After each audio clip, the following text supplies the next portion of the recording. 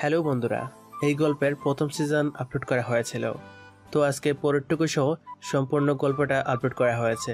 যারা প্রথম সিজন শুনেছেন তারা একটু টেনে শুনে নেবেন, টাইম মেনশন করা আছে। আর যারা নতুন তারা সম্পূর্ণ গল্পটা মনোযোগ দিয়ে শুনবেন।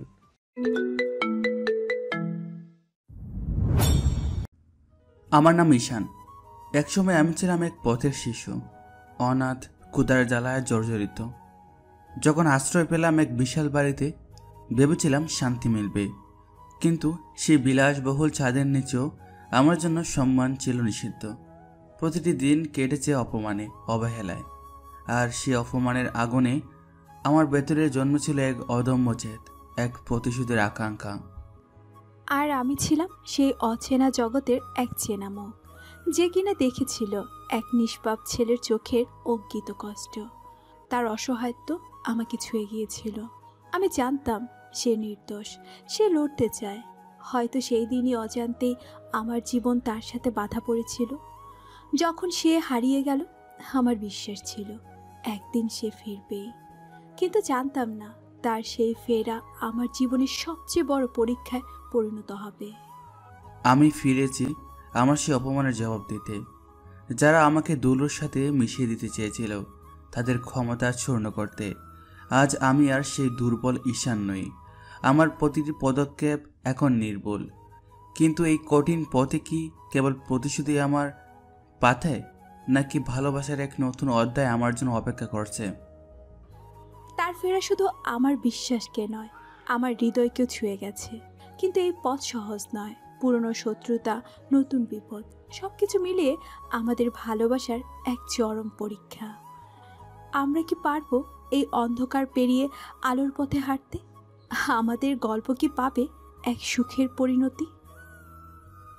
এক অনাথের উত্থান, এক রাজকন্যার বিশ্বাস, ভালোবাসা আর প্রতিশোধের এই শ্বাসরুদ্ধকর গল্পে সাক্ষী থাকুন এক অবিশ্বাস্য পরিণতির। গল্প শুরু 5 বছর পূর্বে, ঢাকার গুলশানের এক বিলাসবহুল সংসদ সদস্যের বাড়িতে। আভিজাত্যের মাঝেও ঈশান নামের এক অভাবী ছেলের জীবনের শুরুটা ছিল ক্ষুধা আর বঞ্চনায় ভরা। বাবা মাকে হারিয়ে সে মন্ত্রীর বিশাল বাড়িতে কাজের ছেলে হিসেবে আশ্রয় পায়, কিন্তু এই আলিশান ছাদের নিচেও তার জন্য সম্মান ছিল দুর্লভ, যা মন্ত্রীর ছেলে জিশানের কর্কশ কথায় বারবার স্পষ্ট হয়ে উঠত। এই ঈশান, শুনতে পাচ্ছিস না? নাকি তোর কানে ছাই ঢোকানো? দেখছিস না খাবার ঠান্ডা হয়ে যাচ্ছে? জলদি নিয়ে আয়, তোর জন্য এতক্ষণ অপেক্ষা করছি। ঈশান ধীর পায়ে এগিয়ে আসে, প্লেট হাতে মাথা নিচু করে বলে, আসছে ভাইয়া। জিশান বিরক্ত হয়ে প্লেটের দিকে তাকিয়ে মুখ বাঁকিয়ে বলে, ভাইয়া? তোকে কে ভাইয়া বলতে বলেছে? হ্যাঁ, মনে রাখিস তুই এই বাড়ির চাকর, আর তোর এই চাকরের হাতে খাবার খেতে আমার গা ঘিন ঘিন করে, আমার রুচি নষ্ট হয়ে যায়। যা আমার সামনে থেকে, এক্ষুনি সৎ। আমার ক্ষুধা চলে যাচ্ছে তোর মুখ দেখে। ঈশান মাথা নিচু করে, প্লেটটা সাবধানে টেবিলে নামিয়ে রাখে। সরি ভাইয়া। জিশান টেবিলের ওপর জোরে আঘাত করে বলে, আর সরি? তোর এই সরি শুনতে শুনতে আমার কান পচে গেল। যা, আমার রুমটা পরিষ্কার কর, একদম ঝকঝকে চাই, কোনো ধুলোবালি যেন না থাকে। যদি বিন্দু মাত্র ময়লা দেখি তাহলে আজ তোর কপালে কি আছে তা ভালো করেই জানিস। সারাদিন শুধু ভুল করে বেড়ায়। জিসানের এই ধরনের কথায় ঈশান অভ্যস্ত। প্রতিদিনের এই অপমান তার কিশোর মনে এক চাপা আগুন জ্বালিয়ে দেয়। সে মনে মনে পণ করে, একদিনই বঞ্চনার জবাব আমি দেবই, কিন্তু কিভাবে তা আমি জানি না। কেবল জানি এই অন্ধকার থেকে আমাকে বেরিয়ে আসতে হবে, এই অসহ্য পরিবেশ থেকে মুক্তি পেতেই হবে আমাকে। মন্ত্রীর বাড়ির ড্রয়িং রুম। বেলা বাড়ার সাথে সাথে কিছুটা কোলাহল বাড়ছে। সেই দিন মন্ত্রীর মেয়ে রাইসার বান্ধবী ফারিহার আসার কথা। ফারিহা পাশের এক প্রভাবশালী পরিবারের মেয়ে হলেও তার ব্যক্তিত্ব একদম আলাদা। সে সবার থেকে বেশ সহজ আর সরল। মন্ত্রীর মেয়ে রাইসার সাথে প্রায়ই সে এই বাড়িতে আসে। তার আসার উদ্দেশ্য হলো ঈশানকে দেখার। রাইসা উচ্চস্বরে দরজার দিকে তাকিয়ে বলে, ফারিহা, আয় আয়, কতদিন পর এলে। তোকে ছাড়া আমার একদম ভালো লাগছিল না। এবার আমরা অনেক আড্ডা দিব, মজা করব। ফারিহা হাসি মুখে রাইসাকে জড়িয়ে ধরে। আরে রাইসা, তুইও তো দেখা করিস না, কতবার বললাম আমার কাছে আয়, তুই তো আসিসই না। চল ভিতরে চল, তোর বাসার খাবারগুলো খুব মিস করি আমি। দুই বান্ধবী ড্রয়িং রুমে এসে বসে। কিছুক্ষণ পর জিসান সেখানে আসে। সম্ভবত ফারিহাকে দেখানোর জন্যই তার আগমন। ঈশান তখন টেবিল মুছছে। তাকে স্বাভাবিকের চেয়েও বেশি মনমরা দেখাচ্ছে। তার চোখে মুখে ক্লান্তির ছাপ স্পষ্ট। জিসান ফারিহার দিকে তাকিয়ে ঈশানকে দেখিয়ে বলে, আরে ফারিহা, দেখেছিস আমাদের এই চাকরটা কেমন? সারাদিন ভুলভাল করে বেড়ায়, কোনো কাজ ঠিক মতো করতে পারে না। ওকে দিয়ে আর হবে না। ঈশান মাথা নিচু করে কাজ করে যাচ্ছে, কোনো জবাব দিচ্ছে না। তার মনে জমা হচ্ছে ক্ষোভ। জিসান একটু কাছে গিয়ে ঈশানের হাতের টি টেবিলের কাপটা জোরে টান দিয়ে ফেলে দেয়। অন্ধ নাকি তুই? দেখছিস না আমি কথা বলছি? আমার সামনে দাঁড়িয়ে আছিস কেন? এক্ষুনি এটা সরা এখান থেকে। নাকি তোকে শিখিয়ে দিতে হবে কিভাবে কাজ করতে হয়? নাকি তুই বুঝিসই না কি করতে হবে? কাঁচ ভাঙার তীব্র শব্দে ড্রয়িং রুমের সবাই নীরব হয়ে যায়। একটা পিন পতন নীরবতা নেমে আসে। ফারিহা জিসানের দিকে তাকিয়ে শান্ত কিন্তু দৃঢ় স্বরেই বলে, জিসান, এটা তুমি কি করেছো? ও তো ওর কাজই করছিল, এভাবে ওকে অপমান করার কি দরকার ছিল? জিসান ভ্রু কুচকিয়ে তাচ্ছিল্যের হাসি হেসে বলে, ফারিহা, তুমি ওর পক্ষ নিচ্ছ? ও শুধু একজন কাজের লোক, একজন সামান্য কাজের লোক। ওর জন্য তুমি আমার সাথে কথা বলছো? কাজের লোক কি মানুষ নয়? একজন মানুষ হিসেবে ওরও সম্মান পাওয়ার অধিকার আছে। তুমি ওকে এইভাবে অপমান করতে পারো না। আর শোনো, এই কাজগুলো সরানোর দায়িত্ব তোমারও, কারণ তুমি এটা ফেলেছো। তুমি কেন ওকে কষ্ট দিচ্ছ? ফারিহার এই কথায় সবাই চমকে যায়, বিশেষ করে ঈশান। সে জীবনে কখনো দেখেনি কেউ তার জন্য এইভাবে দাঁড়িয়েছে। তার মনে এক অদ্ভুত অনুভূতি জন্ম নেয়, যা সে আগে কখনো অনুভব করেনি। ফারিহা নিজেই নিচু হয়ে কাঁচের টুকরোগুলো সরাতে যায়। ঈশান দ্রুত ফারিহার হাত ধরে। না আপা, আপনি হাত দেবেন না, লেগে যেতে পারে। আমি সরাচ্ছি, আপনার কষ্ট করতে হবে না। ফারিহা ঈশানের দিকে তাকিয়ে মৃদু হেসে বলে, তুমি এত ভয় পাচ্ছ কেন? সামান্য কাজ, তবুও ঠিক আছে, সাবধানে করো, নিজেকে ব্যথা দিও না। ঈশানের মনে হয় এই প্রথম কেউ তাকে একজন মানুষ হিসেবে দেখছে। এই ছোট্ট ঘটনাটি তার মনে ফারিহার জন্য এক বিশেষ জায়গা তৈরি করে দেয়। তার প্রতি ঈশানের মনে এক গভীর শ্রদ্ধা জন্মায়। ঘটনার কিছুক্ষণ পর ফারিহা ঈশানকে খুঁজতে বাগানের দিকে যায়। সে দেখেছিল ঈশান চুপচাপ একটা গাছের নিচে বসে আছে। তার চোখে এক অজানা কষ্ট আর হতাশা। ফারিহা বুঝতে পারছিল ঈশানের কথাগুলো ঈশানের মনে গভীর আঘাত করেছে। ফারিহা মৃদু স্বরে ঈশানের পেছনে এসে বলে, কি হয়েছে ঈশান? মন খারাপ? এখানে একা বসে আছো যে? ঈশান চমকে ওঠে। ফারিহাকে দেখে দ্রুত উঠে দাঁড়াতে যায়। আপা, আপনি এখানে? আমি তো ভেবেছিলাম আপনি মনে হয় চলে গেছেন। ফারিহা ঈশানের পাশে বসে পড়ে, তাকেও বসতে ইশারা করে। আরে বসো বসো, এখানে কেউ দেখবে না। তোমার সাথে কিছু কথা ছিল, তোমাকে বেশ চিন্তিত দেখাচ্ছে। ঈশান সংকোচে বসে, হাতের একটা পুরনো বই লুকিয়ে রাখার চেষ্টা করে। বলুন আপা, আমি ঠিক আছি। ফারিহা ঈশানের হাতের দিকে তাকিয়ে আছে, যেখানে পুরনো বইটার কোণা দেখা যাচ্ছে। আমি জানি তুমি পড়াশোনা করছো, এই ভাঙাচোরা বইটা দেখে বুঝলাম। এটা কিসের বই? লুকিয়ে পড়ছো কেন? ঈশান লজ্জিত হয়ে বইটা বের করে বলে, হ্যাঁ আপা, একটু চেষ্টা করি। রাতে সবাই ঘুমালে, যখন আমার কোন কাজ থাকে না, তখন লুকিয়ে পড়ি। একটু অক্ষর জ্ঞান হয়েছে আর কি, স্বপ্ন দেখে একটু ভালো কিছু করার। ফারিহা আগ্রহ নিয়ে বইটা হাতে নিয়ে দেখে বলে, আর কি কি পড়ো? কোন ক্লাসে পড়ো এখন? তোমার তো অনেক কিছু জানার ইচ্ছে দেখছি। বর্তমান কোনো ক্লাসে পড়ি না আপা, শুধু এই পুরনো বইগুলো জোগাড় করে পড়ি। এটা একটা সাধারণ গল্পের বই, আর কোনোদিন ক্লাস করার সুযোগ হয়নি। ভাগ্য থাকলে হয়তো পারতাম। ফারিহা চোখে মায়া নিয়ে ঈশানের দিকে তাকিয়ে বলে, ইস, এভাবে হয় নাকি? জানো ঈশান, পড়াশোনাটা খুব জরুরি। তোমার মতো ছেলে এভাবে পড়ে থাকবে, এটা আমি মানতে পারি না। তোমার ভিতরে যে মেধা আছে সেটার বিকাশ হওয়া উচিত। ফারিহার কথায় ঈশান অবাক হয়। কেউ তার পড়াশোনার প্রতি এত আগ্রহ দেখাবে এটা সে কল্পনাও করেনি।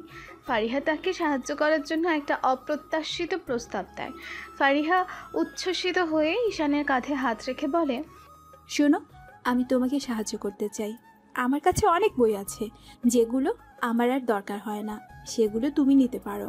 আর আমার একজন টিচার আছেন, তিনি খুব ভালো পড়ান। আমি তার সাথে কথা বলতে পারি যাতে তিনি তোমাকে সাহায্য করেন। এতে তোমার কোনো সমস্যা হবে না, তুমি শুধু হ্যাঁ বলো।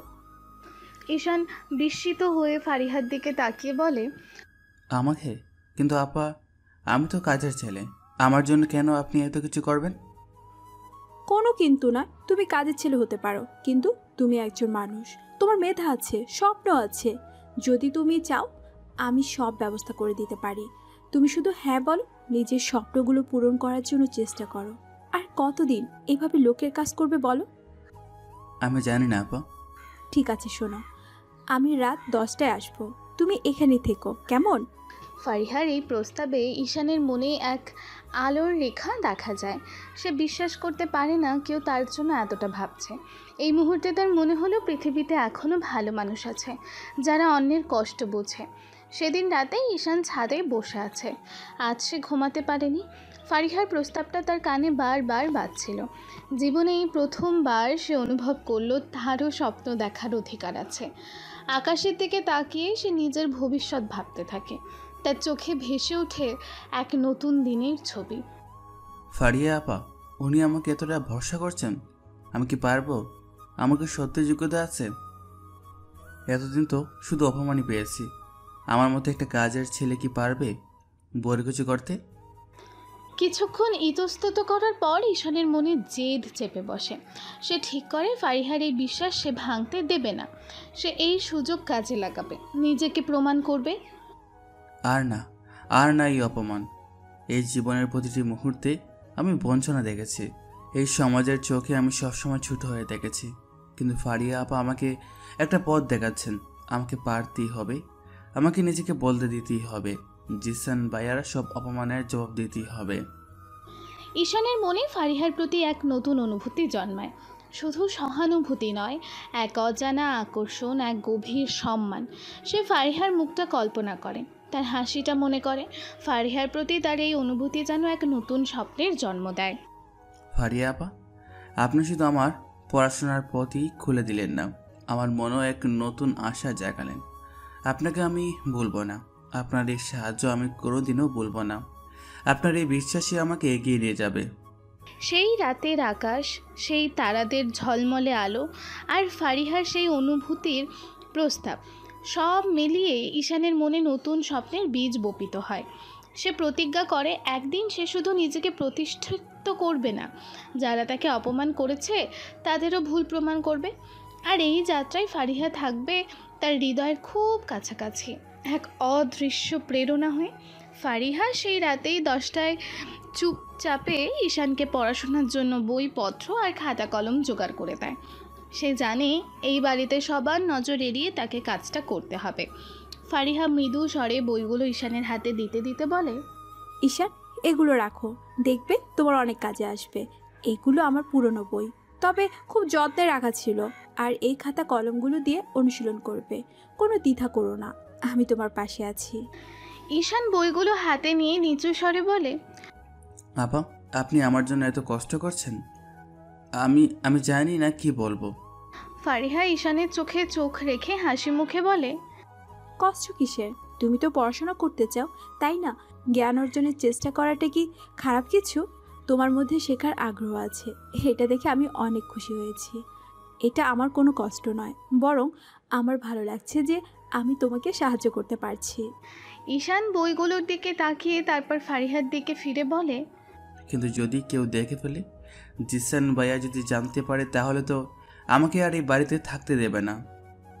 ফারিহা আলতো করে ঈশানের হাত ধরে বলে, ভয় পেও না ঈশান, আমি সব ব্যবস্থা করে দিব, কেউ জানতে পারবে না। তুমি শুধু নিজের মনোযোগ দিয়ে পড়াশোনাটা করো, তোমার স্বপ্নটা পূরণ করো, আর আমাকে বিশ্বাস করো।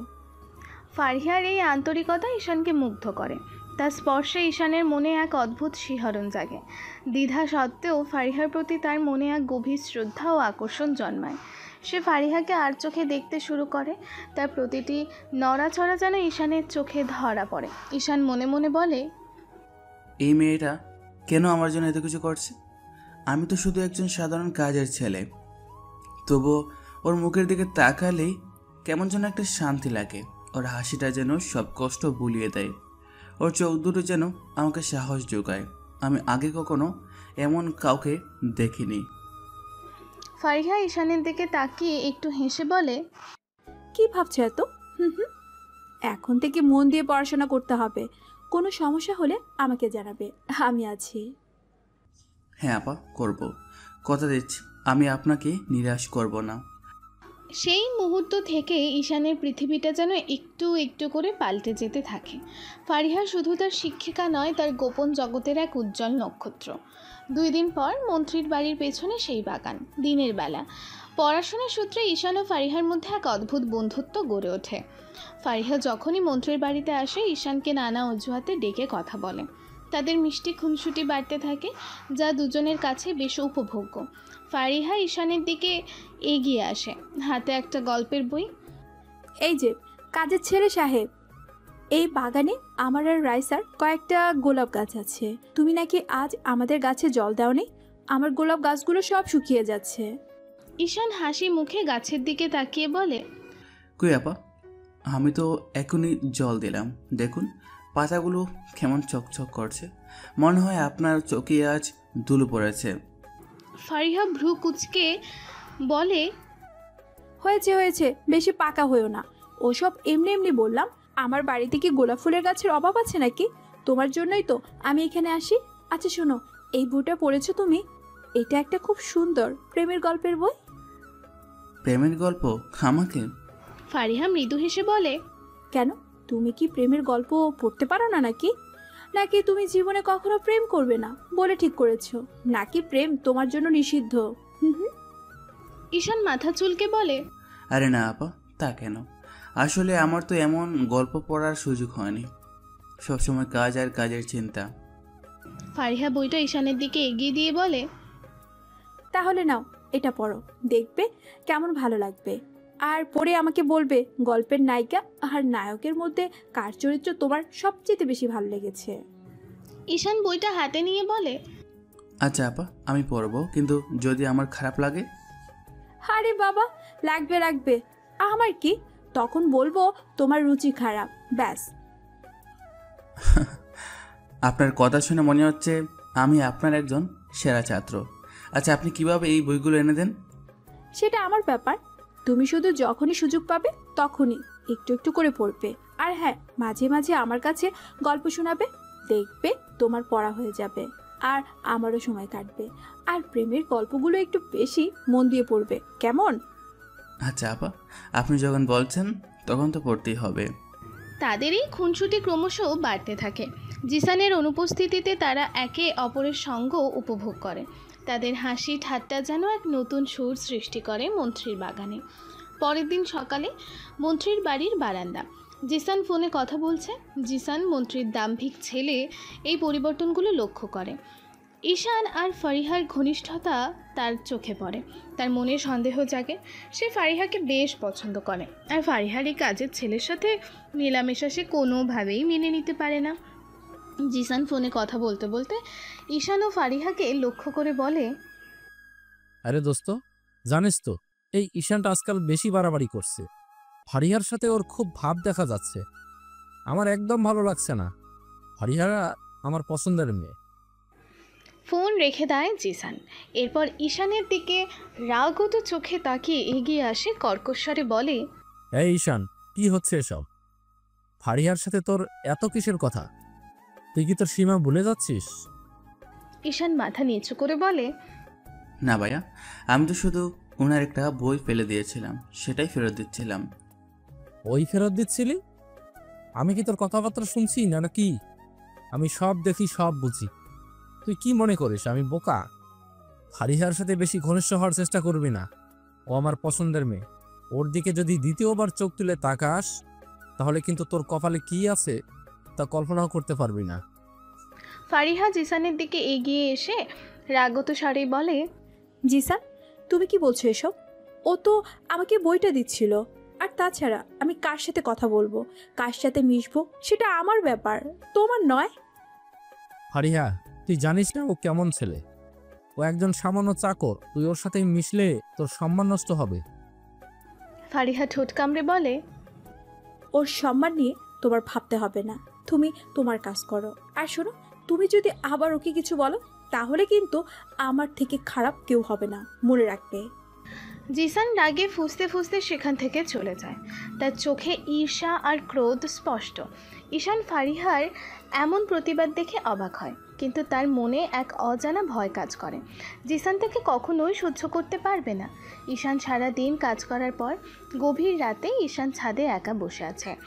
জিসানের কথাগুলো ঈশানের কানে বাজতে থাকে, কিন্তু তার মন কেবল ফারিহার কথাই ভাবে। সে বুঝতে পারে ফারিহার প্রতি তার আকর্ষণ শুধু সহানুভূতি নয়, এক গভীর ভালো লাগা দানার বাঁধছে। ফারিহাকে এক মুহূর্ত না দেখলে তার ভেতরটা যেন অস্থির হয়ে ওঠে এখন। ফারিয়া আপা, আপনি কেন আমার জন্য এত চিন্তা করেন? কেন আমার জন্য জিসান ভাইয়ের সাথে ঝগড়া করেন? আপনার এই সাহস, আপনার এই দয়া আমাকে বারবার আপনার দিকে টেনে নিচ্ছে। ঈশান অনুভব করে ফারিহার অনুপস্থিতি তাকে পীড়া দেয়। যখন ফারিহা মন্ত্রীর বাড়িতে থাকে না, তখন ঈশানের সময়গুলো যেন ফ্যাকাশে লাগে। ফারিহার হাসি মুখ, তার কথা বলার ভঙ্গি, তার সহানুভূতির দৃষ্টি, সব কিছুই ঈশানকে অস্থির করে তোলে। ওর সাথে কথা বললে মনে হয় যেন সারাদিনের সব ক্লান্তি দূর হয়ে যায়। ওর হাসিটা দেখলে মনে হয় যেন ওর পৃথিবীতে আর কোনো কষ্ট নেই। ও পাশে না থাকলে মনে হয় যেন বুকটা খালি খালি লাগে। এটা কি শুধু ভালো লাগা, নাকি নাকি এটা ভালোবাসা? ঈশান আকাশের তারাদের দিকে তাকিয়ে ফারিহার ছবি আঁকে। সে বুঝতে পারে ফারিহা তার জীবনে শুধু একজন ত্রাণকর্তা নয়, তার মনের গহীনে এক নতুন অনুভূতির জন্মদাতা। তার স্বপ্নগুলো এখন শুধু নিজেকে প্রতিষ্ঠিত করার নয়, বরং ফারিহার সাথে এক সুন্দর ভবিষ্যতেরও। যদি একদিন আমি ওকে বলতে পারতাম আমি ওকে কতটা পছন্দ করি, যদি আমি ওর পাশে দাঁড়ানোর মতো যোগ্যতা অর্জন করতে পারতাম। ফারিয়া আপা, আপনি জানেন না আপনি আমার জন্য কতটা গুরুত্বপূর্ণ হয়ে উঠেছেন। ফারিহার প্রতি ঈশানের অনুভূতিগুলো ক্রমশ আরও গভীর হতে থাকে। সে জানে না এই অনুভূতির পরিণতি কী হবে, কিন্তু সে এই স্বপ্নের মধ্যে ডুবে থাকতে চায়। এই অসম্ভব ভালোবাসার বীজ তার মনে প্রথিতও হয়, যা হয়তো একদিন মহিরুহে পরিণত হবে। এখন দর্শকদের মনে কিছু প্রশ্ন আসতে পারে যে ফারিহা সবসময় এখানে থাকে কেন, আর জিসান তাকে পছন্দ করে ওইভাবে বলার পরও ফারিহা কিছু বলল না কেন? উত্তর হলো, এগুলো অনেক আগে থেকেই চলে আসছে। ফারিহা তাকে এর আগেও অনেকবার বলেছে যে সে পছন্দ করে না। মন্ত্রীর বাড়ি আর ফারিহার বাড়ি একদম খুব কাছাকাছি, তারা প্রতিবেশী হয়। 2 সপ্তাহ কেটে যায়। মন্ত্রীর বাড়ির পেছনের দিকের একটি পুরনো অব্যাহত স্টোর রুম।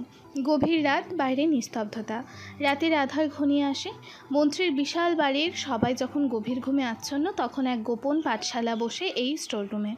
ফারিহা চুপি চুপি আসে ঈশানকে পড়াশোনায় সাহায্য করতে। তাদের এই গোপন সাক্ষাৎ প্রতিদিনের এক রুটিন হয়ে গেছে। এখানে শুধু বইয়ের পাতায় নয়, দুজনের হৃদয়েও নতুন অধ্যায় লেখা হয়। ঈশান, আজ আমরা নতুন একটা চ্যাপ্টার শুরু করব।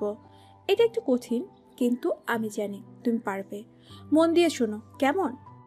ঈশান আগ্রহ নিয়ে ফারিহার মুখের দিকে তাকিয়ে বলে, হ্যাঁ আপা, বলুন। আমি তো আপনার কথা শোনার জন্য অপেক্ষা করি। দিনে তো সুযোগ পাই না আপনার সাথে কথা বলার, রাতে এই সময়টুকু আমার কাছে অনেক মূল্যবান। ফারিহা মৃদু হেসে বলে, উফ, বেশি কথা বলছো আজকাল তুমি। মনোযোগ দাও। এই যে এখানে দেখো, এই সূত্রটা এভাবে কাজ করে। ফারিহা যখন সূত্র বোঝাচ্ছিল, তার লম্বা চুলগুলো ঈশানের হাতের ওপর পড়ে। ঈশান আলতো করে চুলগুলো সরিয়ে দেয়, তাতে চোখাচোখি হয়, আর সেই নীরব মুহূর্তে এক মিষ্টি রোম্যান্টিক অনুভূতি ছড়িয়ে পড়ে। ঈশান ফারিহার দিকে তাকিয়ে কণ্ঠস্বরে গভীরতা এনে বলে, ফারিয়া আপা, আপনার হাতে এই ছোটোখাটো দাগগুলো কিসের? ফারিহা নিজের হাতের দিকে তাকিয়ে একটু হাসে, বলে, ও, এগুলো এগুলো তো তেমন কিছু না। তুমি এসবের উপর খেয়াল করো কেন? খেয়াল করতে হয় আপা, আপনার সব কিছু তো খেয়াল করি আমি। আপনি যখন আমাকে শিখিয়ে দেন, তখন আপনার প্রতিটি নাড়াচড়া, আপনার প্রতিটি কথা, এমনকি আপনার নিঃশ্বাসের শব্দ পর্যন্ত আমি শুনতে পাই। ফারিহা লজ্জিত হয়ে কিন্তু মুখে হাসি নিয়ে বলে, আচ্ছা বাবা, হয়েছে। পড়াশোনার দিকে মন দাও। এভাবে তাকিয়ে আছো যে মনে হচ্ছে যেন প্রথমবার কোনো মেয়ে দেখেছো। সত্যি তো, আপনি তো আমার প্রথম দেখা সত্যিকারের সুন্দর মানুষ। ফারিহা একটু কাছে সরে এসে কপট রাগ দেখিয়ে বলে, শোনো ঈশান, এমন কথা বললে কিন্তু আমি আর তোমাকে পড়াতে আসবো না। মনোযোগ নষ্ট করছো আমার। আচ্ছা আচ্ছা, সরি আপা, আর বলবো না। কিন্তু আপনি রাগ করলে আপনাকে আরও বেশি সুন্দর লাগে, এটা কি জানেন? ফারিহা ঈশানের কথাই হেসে ফেলে। তাদের এই ছোটোখাটো খুনসুটি আর হাসি ঠাট্টা তাদের গোপন পাঠশালাকে আরও মিষ্টি করে তোলে। তারা ভুলে যায় তাদের চারপাশের জগতের সব ভেদাভেদ। এই স্বল্প সময়ের জন্য তারা যেন নিজেরা এক আলাদা পৃথিবীতেই চলে যায়। জিশান, ঈশান আর ফারিহার এই গোপন সম্পর্কের ব্যাপারে সন্দেহ করতে শুরু করে। সে লক্ষ্য করে ফারিহা রাতে প্রায় চুপিসারে বাড়ির পেছন দিকে যায়। তার মনে এক তীব্র ঈর্ষা আর রাগ জন্মায়। ফারিহাকে সে নিজের বলে ভাবে আর ঈশানকে তার পথ থেকে সরাতে চায়। জিসান ফোনে তার বন্ধু রেজার সাথে কথা বলতে বলতে রাগে দাঁত কিরমির করছে। শোন রেজা, আমি নিশ্চিত ওই চাকরটা আর ফারিহার মধ্যে কিছু একটা চলছে। আমি প্রতিদিন রাতে ফারিহাকে দেখছি পেছনের দিকে রেস্টুরেন্ট রুমের কাছে যেতে, আর ওই চাকরটা কেমন যেন উধাও হয়ে যায়। ধুর বাবা, তুই এত মাথা ঘামাচ্ছিস কেন? হরিয়া আপা আর ওই কাজের ছেলের মধ্যে কি থাকতে পারে? তুই শুধু শুধু সন্দেহ করছিস। সন্দেহ করছি না, আমি নিজের চোখে দেখেছি। আর আমার মনে হচ্ছে ওরা ভেতরে পড়াশোনা করার নাম করে অন্য কিছু করছে। ফারিহা আমার পছন্দের মেয়ে, আর ওই নিজ একজন কাজের ছেলে। ওকে আমি কিছুতেই ফারিহার আশেপাশে ঘেঁচতে দেব না। ও যদি আমার ফারিহার দিকে চোখ তুলে তাকায়, তাহলে ওর চোখ তুলে ফেলবো আমি, আর ওর জীবন শেষ করে দিব আমি। তাহলে কি করবি? সরাসরি ধরবি নাকি? না, সরাসরি ধরলে ফারিহা আমার উপর রাগ করবে। আমাকে এমন কিছু করতে হবে যাতে ওই হারামজাদা কাজের ছেলেটা চিরদিনের জন্য এই বাড়ি থেকে দূর হয়ে যায়। এমনভাবে ওকে ফাঁসাতে হবে যেন ও কারো কাছে মুখ দেখাতে না পারে। ওর সমস্ত সম্মান যেন ধুলে মিশে যায়, আর ফারিহা যেন ওর আসল রূপটা দেখতে পায়। কোনো পরিকল্পনা করছিস? জিসান ঠোঁট বাঁকিয়ে শয়তানি হাসি দিয়ে বলে, হ্যাঁ, একটা বুদ্ধি এসেছে মাথায়। এমন এক পরিকল্পনা যেখানে ও চাইলেও নিজেকে নির্দোষ প্রমাণ করতে পারবে না। ওর জীবন নরক বানিয়ে দেব, আর ফারিহা চিরদিনের জন্য আমার হবে। জিসানের চোখে মুখে এক ভয়ঙ্কর প্রতিহিংসার আগুন জ্বলছে। সে জানে না তার এই জঘন্য পরিকল্পনা ঈশানকে কতটা আঘাত করবে। সে শুধু জানে ফারিহাকে নিজের করে পাওয়ার জন্য সে যে কোনো কিছু করতে প্রস্তুত। ঈশানকে সহজে এই বাড়ি থেকে বের করা মুশকিল, কারণ জিসানের বাবা ঈশানকে অনেক ভালোবাসেন। জিসানের শয়তানি বুদ্ধি যেন এক নতুন খেলা শুরু করে। মন্ত্রীর বাড়ির এক কর্মী রহিম চাচার চিকিৎসা বাবদ কিছু জরুরি সরকারি অনুমোদন করা হয়েছিল, যা আজ সকালে তাকে হস্তান্তর করার কথা ছিল। এই অর্থ এসেছিল মন্ত্রীর নিজস্ব তহবিল থেকে, কিন্তু এর সঙ্গে রাষ্ট্রের সম্মানও জড়িত ছিল। জিসান এই সুযোগটিকেই কাজে লাগানোর সিদ্ধান্ত নেয়। মন্ত্রী নাস্তার টেবিলে বসে মুখে হাসি নিয়ে বলেন, রহিম চাচা, এই নিন আপনার অনুদানের চেক। আপনার চিকিৎসার জন্য এটা খুব জরুরি ছিল। আশা করি দ্রুত সুস্থ উঠবেন। রহিম চাচার চোখে জল কৃতজ্ঞ কণ্ঠে বলেন, স্যার, আপনি আমার জন্য যা করলেন তা কোনোদিনও ভুলবো না। আল্লাহ আপনার মঙ্গল করুন। আমার মতো একজন সাধারণ মানুষের জন্য এত কিছু কেউ করে না। জিসান আকস্মাৎ টেবিলের উপর রাখা মন্ত্রীর ব্যক্তিগত ডায়েরির দিকে তাকিয়ে চমকে ওঠার ভান করে। বাবা, এটা কি? আপনার ব্যক্তিগত ডায়েরিটা এখানে কেন? আর এর ভেতরে এটা কি? জিসান মন্ত্রীর ডায়েরি থেকে একটি হাতে লেখা কাগজ বের করে। সেই কাগজে অস্পষ্টভাবে লেখা ছিল কিছু ব্যাংক অ্যাকাউন্টের নম্বর এবং রহিম চাচার নামের পাশে কিছু সন্দেহজনক আর্থিক লেনদেনের হিসেব, যা দেখে মনে হচ্ছে ঈশান সেই টাকাগুলো আত্মসাৎ করেছে। আসলে জিসান অত্যন্ত সতর্কতার সাথে পূর্ব রাতে ঈশানের হাতের লেখা নকল করে এই কাগজটি ডায়েরিতে ঢুকিয়ে রেখেছিল। মন্ত্রী ডায়েরির দিকে ঝুঁকে ভ্রুকুচকে বলে, এটা কি বলছিস জিসান? এটা তো আমার ডায়েরি, আর এই হাতের লেখা এটা তো ঈশানের হাতের লেখার মতো লাগছে। জিসান দৃঢ় কণ্ঠে কাগজটি সবার সামনে তুলে ধরে। দেখো বাবা, এখানে রহিম চাচার চিকিৎসার জন্য বরাদ্দকৃত অর্থের একটি বড় অংশ অন্য একটি অ্যাকাউন্টে স্থানান্তরের কথা লেখা আছে, আর তার নিচে লেখা কাজ সম্পন্ন। এটা কি সম্ভব? রহিম চাচার এত টাকা পাওয়ার কথা নয়, আর এই অ্যাকাউন্টও আছে না, আর এই লেখা ঈশানের হাতের লেখার মতোই। ঈশান পাশে দাঁড়িয়েছিল, আশ্চর্য হয়ে কাঁপতে কাঁপতে বলে, না, এটা আমি লিখিনি। আমি কেন এমন কাজ করব? আমি তো কখনো কাউকে ঠকাইনি। রহিম চাচার টাকা আমি কেন নেব? ফারিহাও বলে ওঠে, এটা মিথ্যা। ঈশান এমন কাজ করতেই পারে না। ও এত সৎ ছেলে, ও কেন এই ধরনের জালিয়াতি করবে? জিসান নির্মম হাসি মুখে নিয়ে বলে, ও তো তোমার কাছে সৎ ফারিহা, কিন্তু সবার কাছেও কি তাই? ও তো মন্ত্রীর বাড়িতে কাজের ছেলে হিসেবে থাকে, কিন্তু গোপনে মন্ত্রীর সুনাম নষ্ট করছে, এমনকি সরকারি তহবিল আত্মসাতের চেষ্টা করছে।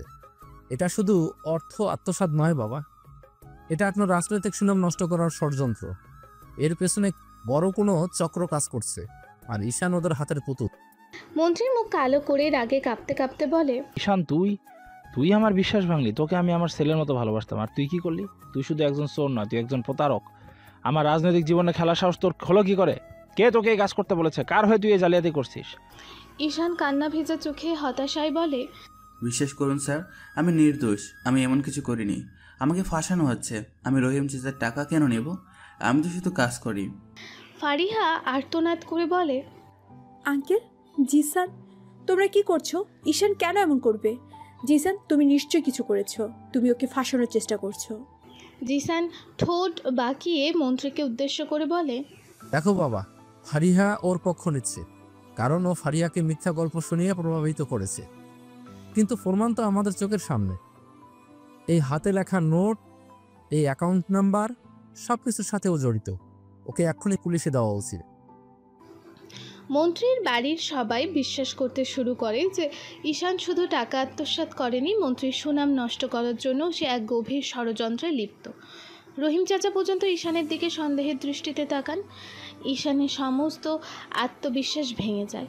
সে শুধু নীরব চোখে ফারিহার দিকে তাকিয়ে থাকে। মন্ত্রীর বাড়ির প্রবেশপথ। বিকেলবেলা, আকাশ মেঘলা। প্রমাণের অভাবে এবং জিসানের সুচতুর পরিকল্পনা ঈশানকে মন্ত্রীর বাড়ি থেকে তাড়িয়ে দেওয়ার সিদ্ধান্ত নেওয়া হয়। তার শত অনুরোধ, শত কাকুতি মিনতি কোনো কাজে আসে না। তার নিরাপরাধের কথা কেউ বিশ্বাস করে না। মন্ত্রী কঠিন স্বরে, আর এক মুহূর্ত তুই আমার বাড়িতে থাকবি না ঈশান। আমি তোকে বিশ্বাস করেছিলাম, কিন্তু তুই আমার বিশ্বাস ভেঙেছিস। এক্ষুনি বের হয়ে যা আমার বাড়ি থেকে, আর কোনোদিন এই মুখ আমাকে দেখাবি না। ঈশান কান্না ভেজা চোখে মন্ত্রীর দিকে তাকিয়ে বলে, বিশ্বাস করুন স্যার, আমি কিছুই করিনি। আমি নিরাপরাধ। আমাকে মিথ্যা অপবাদ দেওয়া হচ্ছে। আমাকে তাড়িয়ে দেবেন না। জিসান ঠোঁট বাঁকিয়ে বলে, শোনো বাবা, ওর অভিনয় দেখা বন্ধ করো। এই ধরনের ছেলেগুলো এমনই হয়, নাটক করে সবার মন জেতার চেষ্টা করে। ফারিহা আর্তনাদ করে বলে, আঙ্কেল, জিসান, তোমরা কি করছো? ওকে কেন তাড়িয়ে দিচ্ছ? ও তো নির্দোষ। আমি জানি ও নির্দোষ। মন্ত্রীর স্ত্রী ফারিহার হাত ধরে টেনে, ফারিহা, তুমি চুপ করো। ওর জন্য এত কথা বলার দরকার নেই। কাজের ছেলেটা খারাপ কাজ করেছে, তার শাস্তি পাবে। ফারিহা কিছুতেই ঈশানকে আটকাতে পারে না। তার শত চেষ্টা ব্যর্থ হয়। সে অসহায়ভাবে ঈশানের চলে যাওয়া দেখে। তার চোখে জল টলমল করে। ঈশান দরজার দিকে হেঁটে যেতে যেতে শেষবারের মতো ফারিহার দিকে তাকায়। ফারিয়া পা। ফারিহা কাপা গলায় হাত বাড়িয়ে বলে, ঈশান। ঈশান যাওয়ার আগে ফারিহার চোখের দিকে তাকিয়ে এক কঠিন সংকল্প নেয়। তার চোখে জল থাকলেও সেই চোখের গভীরে দেখা যায় এক তীব্র প্রতিজ্ঞা। সে প্রতিজ্ঞা করে, একদিন আমি এই অপমানের জবাব দেব, আর ফারিয়ার সামনে সম্মানে ফিরে আসব। ফারিয়া আমার জন্য যে কষ্ট পেয়েছে তার মূল্য আমি ফিরিয়ে দেব। সে মন্ত্রীর বাড়ি ছেড়ে বেরিয়ে যায় অজানা এক ভবিষ্যতের পথে। মন্ত্রীর বাড়ি থেকে বিতাড়িত হওয়ার পর ঈশান দিশেহারা হয়ে পড়ে। মাথার উপর যেন আকাশ ভেঙে পড়ে। এক অজানা গন্তব্যে ছুটে চলে সে। শহরের এক কোণে এক বস্তির ছোট্ট ভাঙা ঘরে আশ্রয় নেয়। তার মনে তখনও বাজছে সেই মিথ্যা অপবাদের সুর, সেই তীব্র অপমান। আমি এমন কেন করলাম? না, আমি তো কিছু করিনি। তবুও কেন ওরা আমাকে দেশদ্রোহী বলল? কেন আমার সাথে এমন হলো? আমার জীবনটা কি এতই মূল্যহীন? সব শেষ হয়ে গেল। কি করবো এখন? দিন যায়, সপ্তাহ গড়ায়। ঈশান ছোটোখাটো কাজ করে জীবন ধারণ করে, কখনো চায়ের দোকানে কর্মচারী, কখনো রিক্সা পুলস। তার মনে প্রতিশোধের আগুন দাউ দাউ করে জ্বলছে। প্রতিটা দিন, প্রতিটা রাত তার মনে করিয়ে দেয় জিসানের শয়তানি হাসি আর মন্ত্রীর ঘৃণা ভরা চোখ। আমি কেন মনে হলাম? কেন আমি এত দুর্বল? কেন ওদের জবাব দিতে পারলাম না? জিসান, তুই আমার জীবনটা শেষ করে দিলি, আমাকে দেশদ্রোহী বানালি। আমি তো তোকে ছাড়বো না, এই অপমানের বদলা আমি নেবই। তার চোখের সামনে বারবার ভেসে ওঠে ফারিহার অসহায় মুখটা। ফারিহা তার জন্য শেষ মুহূর্তেও লড়েছিল। সেই স্মৃতি ঈশানকে বাঁচিয়ে রাখে, তাকে শক্তি যোগায়। ফারিয়া আপা, আপনিও বিশ্বাস করেছিলেন যে আমি নির্দোষ। শুধু আপনি, আপনার জন্য হলেও আমাকে বাঁচতে হবে, নিজেকে প্রমাণ করতে হবে। এই বস্তির অন্ধকার থেকে আমাকে বেরিয়ে আসতেই হবে। ঈশান চা বানাতে বানাতে তার ফেলে আসা দিনগুলোর কথা ভাবে, তার শৈশব, তার স্বপ্ন আর মন্ত্রীর বাড়ির সেই তিক্ত অভিজ্ঞতা। চোখের সামনে ভেসে ওঠে একের পর এক অপমানের চিত্র। ঈশান অন্যমনস্ক হয়ে চা বানাতে বানাতে বলে, মা বাবা মরে যাওয়ার পর ভেবেছিলাম অন্তত একটা ছাদ পেলাম, কিন্তু সেই ছাদটা আমার জীবনের সবচেয়ে বড় অভিশাপ হয়ে এলো। মন্ত্রীর বাড়ি, সে তো জেলখানার থেকেও খারাপ ছিল। তার মনে পড়ে সেই দিনটার কথা, যেদিন সে প্রথম মন্ত্রীর বাড়িতে এসেছিল। ছোট ভীতু একটা ছেলে, যার চোখে ছিল শুধু বেঁচে থাকার আকুতি। ঈশান স্বগতিক্ত হাসি হেসে বলে, কিভাবে সেই লোকটা? জিসান আমাকে প্রতিদিন অপমান করত। এই চাকর, এই কাজের ছেলে, তুই একটা অনাথ, এই শব্দগুলোর জন্য আমার কানের মধ্যে এখনো বাজে। একবার তো খাবারের প্লেট ছুঁড়ে ফেলে দিয়েছিল, কারণ আমার হাত লেগেছিল। সেই অপমানগুলো যেন এখনও তাজা। প্রতিটি অপমান তার মনে জেদ আরও বাড়িয়ে দেয়। ঈশান স্বগত রাগে দাঁত কিরমির করে বলে, সে মন্ত্রী সাহেব, তিনি তো সব জানতেন, দেখো না দেখার বান করতেন। তার ছেলে যা খুশি তাই করতো, আর তিনি একটা কথাও বলতেন না। আজ যখন আমার উপর মিথ্যা অপবাদ এলো, তখন তিনি একটা বারও আমাকে বিশ্বাস করলেন না। আমার সততার কোনো মূল্যই তার কাছে ছিল না। আমি সেদিনের কথা কোনো দিনও ভুলবো না। ঈশান বুঝতে পারে এই সমাজ আর এই ক্ষমতাশালী মানুষগুলো কতটা নিষ্ঠুর হতে পারে, কিন্তু এই তিক্ত অতীত তাকে আরও শক্তিশালী করে তোলে। এই অপমান, এই যন্ত্রণা আমাকে দুর্বল করবে না, বরং এটা আমাকে আরও শক্তিশালী করে তুলবে। আমি একদিন প্রমাণ করব আমি কে। আমি কোনো চাকর নই, আমি কোনো প্রতারক নই, আমি একজন মানুষ যার সম্মান আছে। বস্তির ভাঙা ঘরের ভেতর রাতের বেলায় বাইরে ঝিঝি পোকার ডাক। ঈশান চোখ বন্ধ করে। তার মনে ভেসে ওঠে ফারিহার মুখ, সেই একমাত্র মানুষ যে তাকে মানুষ হিসেবে দেখেছিল, যে তার জন্য শেষ মুহূর্ত পর্যন্ত লড়েছিল। ফারিহার ভালোবাসা আর সহানুভূতি যেন অন্ধকারে তার একমাত্র আলো। ফারিয়া আপা, আপনি এখন কেমন আছেন?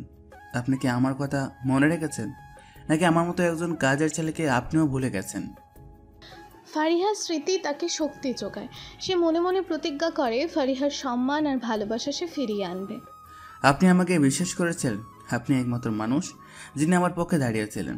আপনার জন্য হলেও আমাকে ফিরে আসতে হবে।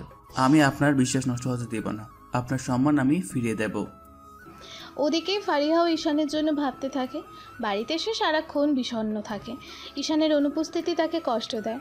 ফারিহা নিজের রুমে বসে, জানালা দিয়ে বাইরে তাকিয়ে স্বগত বলে, ঈশান, তুমি কোথায় আছো? কেমন আছো তুমি?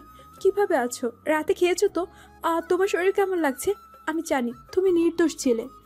জিসান কেন এমন করলো? কেন ওকে এমন অপমান সহ্য করতে হলো? ইস, যদি আমি কিছু করতে পারতাম। ঈশান, তুমি যেখানেই থাকো ভালো থাকো, সুস্থ থাকো। আমি আল্লাহর কাছে এই দোয়াটাই করি, তুমি যেন সর্বদাই হেফাজতে থাকো। ফারিহার মনে ঈশানের জন্য এক গভীর শূন্যতা কাজ করে। সে জিসানের ওপর ভীষণ ক্ষিপ্ত। ঈশানের স্মৃতি তাকে তাড়া করে বেড়ায়। ফারিহা নিজের মনে দীর্ঘশ্বাস ফেলে আবারও বলে, জিসান, তোমার এই কাজের জন্য আমি তোমাকে কোনোদিন ক্ষমা করব না। তুমি একটা ভালো মানুষকে এভাবে কষ্ট দিলে। আমি জানি ঈশান কোথায় আছে, কিন্তু আমার বিশ্বাস ও একদিন ফিরে আসবে। ও ফিরে এসে নিজের সম্মান ফিরিয়ে আনবে। ফারিহা জানে না ঈশান কোথায় আছে, কিন্তু তার বিশ্বাস ঈশান একদিন ফিরবেই। সেই বিশ্বাসই ফারিহাকে বাঁচিয়ে রাখে।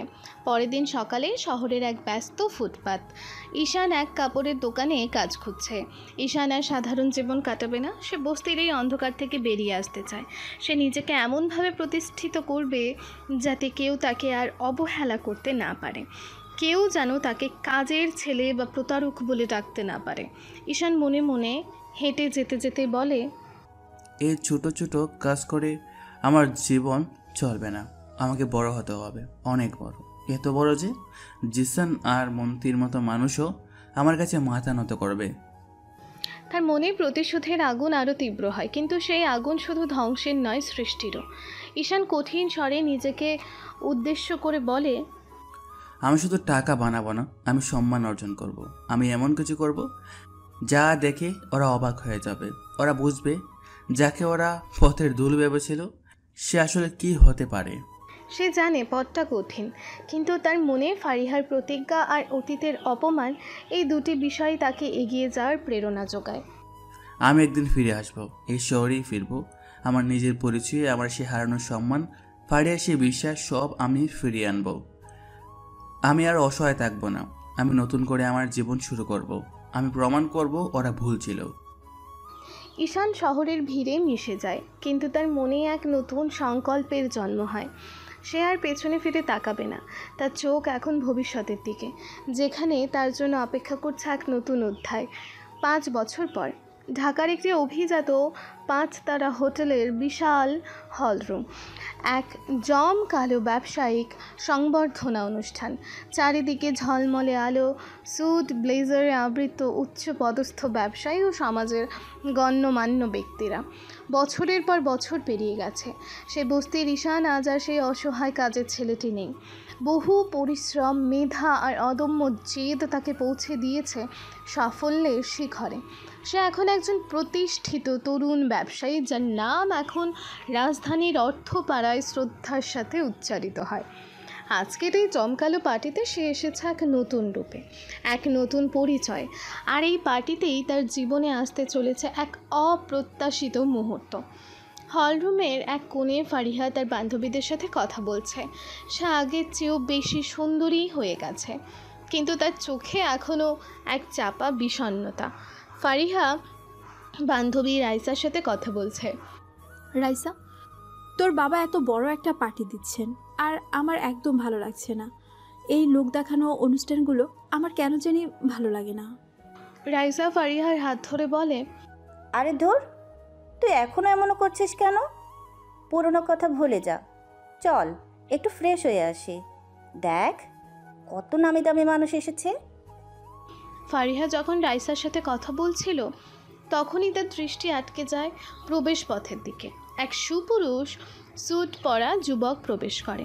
তার চাল চলন, তার আত্মবিশ্বাস যেন পুরো বলরুমের মনোযোগ কেড়ে নেয়। তার মুখটা কেমন যেন চেনা মনে হয়, কিন্তু ফারিহা কিছুতেই মেলাতে পারে না। ঈশান ধীরে ধীরে এগিয়ে আসে, তার চোখে এক দৃঢ়তা যা তাকে আগের থেকে অনেক বেশি আকর্ষণীয় করে তুলেছে। সে চারপাশে একবার চোখ বুলিয়ে নেয়, যেন কিছু খুঁজছে। হঠাৎ তার চোখ ফারিহার ওপর আটকে যায়। তার মুখে এক সুপ্ত হাসি ফোটে। এদিকে ফারিহা মনে মনে বলে, কে এই লোকটা? এত আত্মবিশ্বাসী আর সুদর্শন, কেমন যেন চেরা চেরা লাগছে, কিন্তু কোথায় দেখেছি? না, মনে পড়ছে না। ঈশান ফারিহার দিকে ধীরে ধীরে এগিয়ে আসে, তার পদক্ষেপগুলো মাপা, চোখে এক ঝলক রোম্যান্টিক আভা। ঈশান ফারিহার সামনে এসে দাঁড়ায়, তার মুখে এক রহস্যময় হাসি। আসসালামু আলাইকুম ম্যাডাম, আপনাকে এখানে দেখে খুবই ভালো লাগছে। আশা করি আপনার সন্ধ্যাটা ভালো কাটছে। ফারিহা ঈশানের দিকে তাকায়, তার কণ্ঠস্বরের চমক। জি ভালো, ধন্যবাদ, কিন্তু আমি ঠিক আপনাকে চিনতে পারলাম না। ঈশান একটু হাসে, তার চোখে ফারিহার গভীরে। চিনতে পারেননি? আমার তো মনে হচ্ছে আমি আপনাকে খুব ভালো করে চিনি, আর আপনাকে দেখে আমার মনটা আনন্দে ভরে যাচ্ছে। ফারিহা ভ্রু কুঁচকে ঈশানের চোখের দিকে তাকিয়ে বলে, আমি নিশ্চিত আমি আপনাকে আগে কখনো দেখিনি। আপনি বোধহয় ভুল করেছেন, আর আপনার কথা বলার ভঙ্গিটা কেমন যেন। ঈশান আস্তে করে ফারিহার দিকে আরেকটু ঝোঁকে। আমি কখনো ভুল করি না ফারিয়া আপা, মানুষ চেনা আমার পেশার একটা অংশ। ফারিহা নামটা শুনে চমকে ওঠে, তার চোখ ঈশানের মুখের ওপর স্থির হয়। ফারিহা বলে, ফারিহা আপা, আপনি আমাকে এই নামে ডাকলেন কেন? আপনি কে? ফারিহার মনে এক অদ্ভুত অস্থিরতা তৈরি হয়। এই কণ্ঠস্বর, এই দৃষ্টি, সবই যেন পরিচিত, কিন্তু তার মস্তিষ্কের স্মৃতি তাকে প্রতারণা করে। সে যেন এক স্বপ্ন দেখছে, যা বাস্তব হতে পারে না। ঈশানের হাবভাব তাকে ভীষণভাবে চমকে দেয়। ফারিহার মনে হাজারো প্রশ্ন। ওই অচেনা সুদর্শন যুবকটি আমার নাম জানে কিভাবে? কেন আমাকে ফারিহা আপা বলে ডাকছে? ফারিহা আপা বলে তো ঈশানই ডাকতো আমাকে। ঈশান ফারিহার দ্বিধা বুঝতে পারে এবং তাকে এক কোণে নিয়ে যায়, যেখানে তারা একটু নির্জনে কথা বলতে পারে। ফারিহা আর্দ্র কণ্ঠে অধৈর্য হয়ে বলে, বলুন আপনি কে? আমার নাম কিভাবে জানেন? আর আমাকে ফারিহা আপা কেন বলছেন? আমি আপনাকে চিনি না। ঈশান শান্তভাবে ফারিহার চোখের দিকে গভীর দৃষ্টি রেখে বলে, আপনি সত্যি আমাকে চিনতে পারছেন না ফারিয়া আপা? আপনার এত কাছে ছিলাম আমি, তবুও। কাজে আপনি কে? দয়া করে বলুন, আমার খুব অস্থির লাগছে। ঈশান একটু শ্বাস নেয়, তার কণ্ঠস্বর যেন অতীতের প্রতিধ্বনি। আমার নাম ঈশান, মন্দির বাড়িতে কাজ করতাম, মনে আছে? সেই ছোট ছেলেটা যাকে একদিন চুরির মিথ্যাভাবা দিয়ে তাড়িয়ে দেওয়া হয়েছিল, যাকে আপনি একমাত্র মানুষ হিসেবে দেখেছিলেন। ফারিহা চোখ বড় বড় হয়ে যায়, মুখটা ফ্যাকাশে হয়ে যায়। ঈশান, তুমি? এটা কি সত্যি? বিশ্বাস করতে পারছি না। তুমি তুমি এত বদলে গেছো। আমি আমি কোনোদিন কল্পনাও করিনি। ফারিহা যেন নিজের চোখকে বিশ্বাস করতে পারে না, যার জন্য সে এতদিন দুশ্চিন্তা করেছে, যাকে সে এক গরিব ও নির্যাতিত কাজের ছেলে হিসেবে চিনত, সেই ঈশান আজ এত সফল, এত আত্মবিশ্বাসী একজন ব্যবসায়ী। এই পরিবর্তন যেন অকল্পনীয়। তার চোখ জলে ভরে আসে। ফারিহা কাঁপা কাঁপা হাতে ঈশানের হাত ধরে বলে, ঈশান, তুমি সত্যি ফিরে এসেছো। আমি ভেবেছিলাম তোমাকে আর কখনো দেখতে পাবো না। আমি তোমার জন্য কত কেঁদেছি জানো? তুমি কোথায় ছিলে এত বছর? কিভাবে এত কিছু হলো? ঈশান ফারিহার হাতটা আলতো করে ধরে, তার চোখে এক নতুন ঝলক। অনেক কিছু করেছে ফারিয়া আপা, অনেক পথ ফাড়ি দিয়েছি, অনেক অপমান, অনেক কষ্ট সহ্য করেছি, কিন্তু আপনার সেই বিশ্বাস, আপনার সেই সহানুভূতি, সেটাই আমাকে শক্তি জুগিয়েছে। আমি বেঁচে ছিলাম আপনার জন্যই, আপনার প্রতিশ্রুতির জন্য। আমার প্রতিশ্রুতি? আমি তো শুধু তোমাকে পড়াশোনা করতে বলেছিলাম। ঈশান হালকা হাসি মুখে বলে, সেটাই তো, আপনার সেই ছোট্ট সহানুভূতি আমাকে এক নতুন জীবন দিয়েছে। আপনি সেদিন আমাকে মানুষ হিসেবে দেখেছিলেন যখন কেউ দেখেনি, আর আপনার জন্যই আমি প্রতিজ্ঞা করেছিলাম একদিন ফিরে আসবো মাথা উঁচু করে। ফারিহা যেন বিশ্বাস করতে পারছে না তার সামনে দাঁড়িয়ে আছে সেই ঈশান, যাকে সে কখনো ফিরে আসার আশা করেনি। তার চোখে আনন্দাশ্রু আর মুখে এক রাশ বিস্ময়। এতদিন ধরে যে শূন্যতা অনুভব করছিল তা যেন ঈশানের উপস্থিতিতেই পূরণ হয়ে যায়। জিসান, যে কিনা এতদিন ফারিহাকে নিজের বলে দাবি করত, সেও পার্টিতে উপস্থিত। সে ঈশান আর ফারিহার এই ঘনিষ্ঠতা দূর থেকে লক্ষ্য করে। ঈশানের পোশাক, তার আত্মবিশ্বাস, তার ব্যক্তিত্ব, সব কিছুই জিসানকে চমকে দেয়। তার চোখে মুখে বিস্ময় আর তার চেয়েও বেশি ঈর্ষা ফুটে ওঠে। জিসান নিজের বন্ধু সাফির সাথে কথা বলতে বলতে ঈশানের দিকে ইঙ্গিত করে। ওই লোকটাকে দেখছিস সাফি? ওকে এত ভাব দেখাচ্ছে যেন কোনো রাজা মহারাজা। সাফি ঈশানের দিকে তাকিয়ে বলে, হ্যাঁ দেখছি তো, নতুন কোনো বড় ব্যবসায়ী মনে হচ্ছে, নাম করা কেউ। ওর সাথে তো সবাই কথা বলতে চাইছে। জিসান ঈশানের দিকে আরও মনোযোগ দিয়ে তাকিয়ে হঠাৎ তার মুখটাই ফ্যাকাশে হয়ে যায়। দাঁড়া, এই মুখটা, এই চোখ দুটো, না এটা হতে পারে না, এটা অসম্ভব। কি বলছিস? চিনতে পারছিস না কি ওকে? জিসান কঠিন স্বরে যেন নিজের সাথে কথা বলছে। এটা এটা ঈশান, ওই চাকরটা। কিন্তু কিভাবে? ও কি করে এত বড় লোক হলো? ও তো বস্তির বাসিন্দা ছিল, ওকে তো আমি নিজের হাতে অপমান করে তাড়িয়ে দিয়েছিলাম। জিসানের মনে এক তীব্র ঈর্ষা জন্মায়। সে ঈশানের সাফল্যের পেছনে কোনো রহস্য আছে বলে সন্দেহ করে। সে জানে ঈশান এমন কিছু করে এতদূর আসতে পারে না। নিশ্চয়ই এর পেছনে কোনো নোংরা খেলা আছে। এই হারামজাদা ও এত বড় লোক হলো কিভাবে? নিশ্চয়ই কোনো নোংরা ধান্দা আছে। ফারিহা কেন ওর সাথে কথা বলছে? ফারিহা তো আমার, আমি কিছুতেই ওকে ফারিহার কাছে ভিড়তে দেব না। তুই কি নিশ্চিত এটা ঈশান? যদিও ফিরে আসে তাহলে তো তোর বিপদ হতে পারে, তোরা যা করেছিলি। বিপদ? আমার কোনো বিপদ নেই। ও কি করবে? ও তো একটা কাজের ছেলে ছিল, নিশ্চয়ই কোনো ভুয়া কোম্পানি খুলেছে। আমি এর পেছনে লাগবই। আমি ওর আসল পরিচয় ফাঁস করে দেব। আমি ওকে দেখাবো কাজের ছেলে সারা জীবন কাজের ছেলেই থাকে।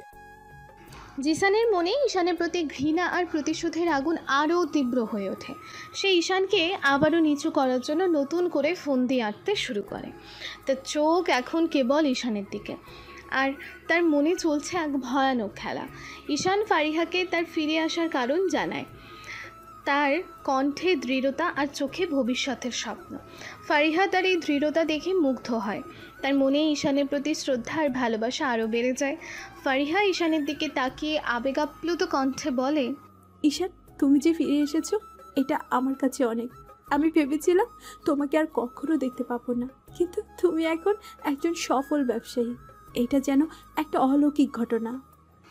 ঈশান ফারিহার হাত ধরে দৃঢ় কণ্ঠে বলে, এটা কোনো অলৌকিক ঘটনা নয় ফারিয়া আপা, এটা আমার প্রতিজ্ঞা ছিল। আপনার সেই দিনের বিশ্বাস আর জিসানের সেই অপমান, এটি আমাকে এতদূর নিয়ে এসেছে। আমি ফিরে এসেছি আমার অসম্মানের জবাব দিতে আর আপনার সামনে মাথা উঁচু করে দাঁড়াতে। ফারিহা চোখে জল ঈশানের দিকে তাকিয়ে বলে, তুমি প্রতিশোধ নিতে এসেছো? প্রতিশোধ হয়তো, তবে শুধু প্রতিশোধ নয়, আমি এসেছি ওদের ভুল প্রমাণ করতে, ওদের দেখাতে যে একজন কাজের ছেলেও ইচ্ছে করলে আকাশ ছুঁতে পারে। আমি এসেছি আমার হারানোর সম্মান ফিরিয়ে আনতে আর নতুনভাবে সব কিছু শুরু করতে, একটা নতুন জীবন যেখানে আমাকে আর কেউ অপমান করতে পারবে না।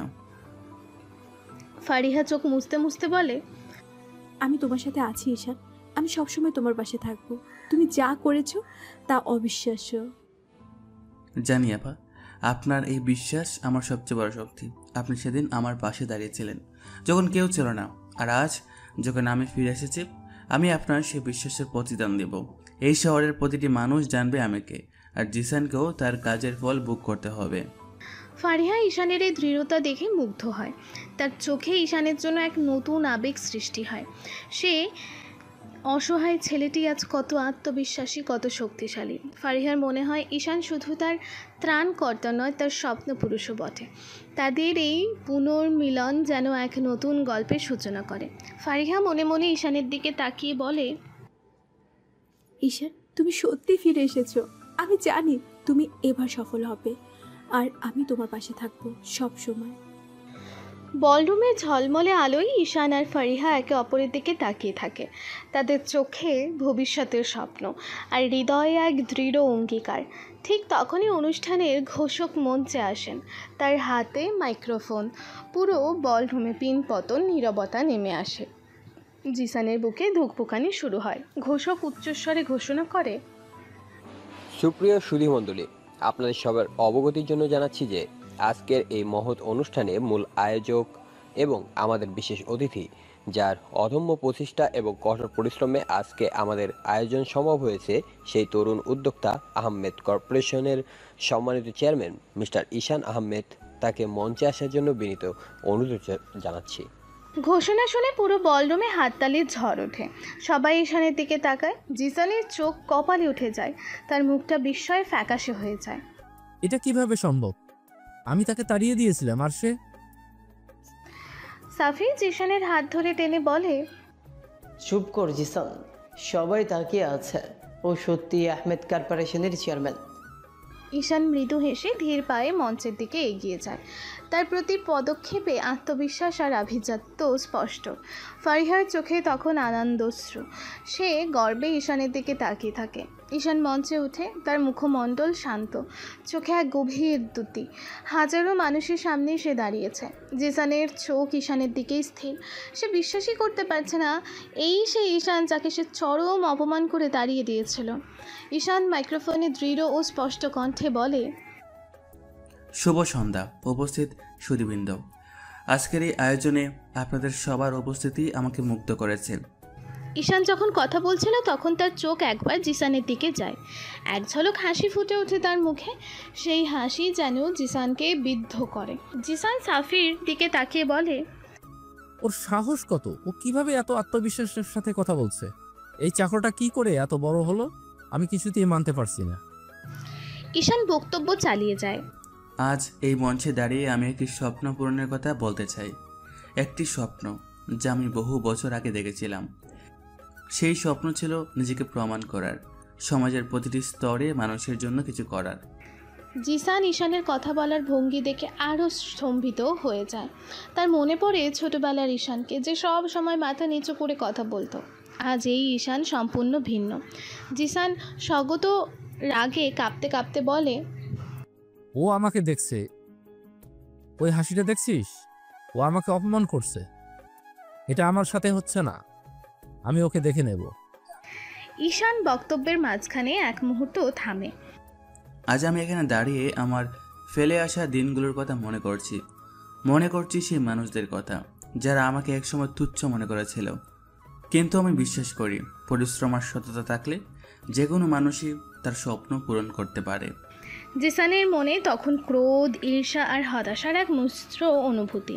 সে নিজেকে ধিক্কার জানাচ্ছে কেন সেদিন ঈশানকে একেবারে শেষ করে দেয়নি। ঈশানের প্রতিটি কথা যেন জিসানের বুকে তীরের মতো বিচ্ছে। ফারিহা ঈশানের এই আত্মবিশ্বাসী রূপ দেখে মুগ্ধ।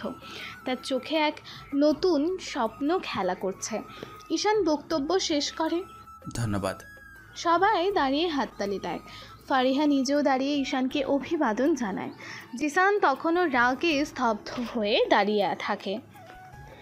পার্টির 3 দিন পর ঢাকার একটি অভিজাত রেস্তোরাঁ। দিনের বেলায় জিসান তার কিছু ব্যবসায়ী বন্ধুর সাথে বসে আছে। তাদের মুখে চিন্তার ছাপ স্পষ্ট। ঈশানের উত্থান জিসানকে অস্থির করে তুলেছে। সে কিছুতেই মেনে নিতে পারছে না যে তার হাতে অপমানিত হওয়া সেই কাজের ছেলেটা আজ এত বড় ব্যবসায়ী।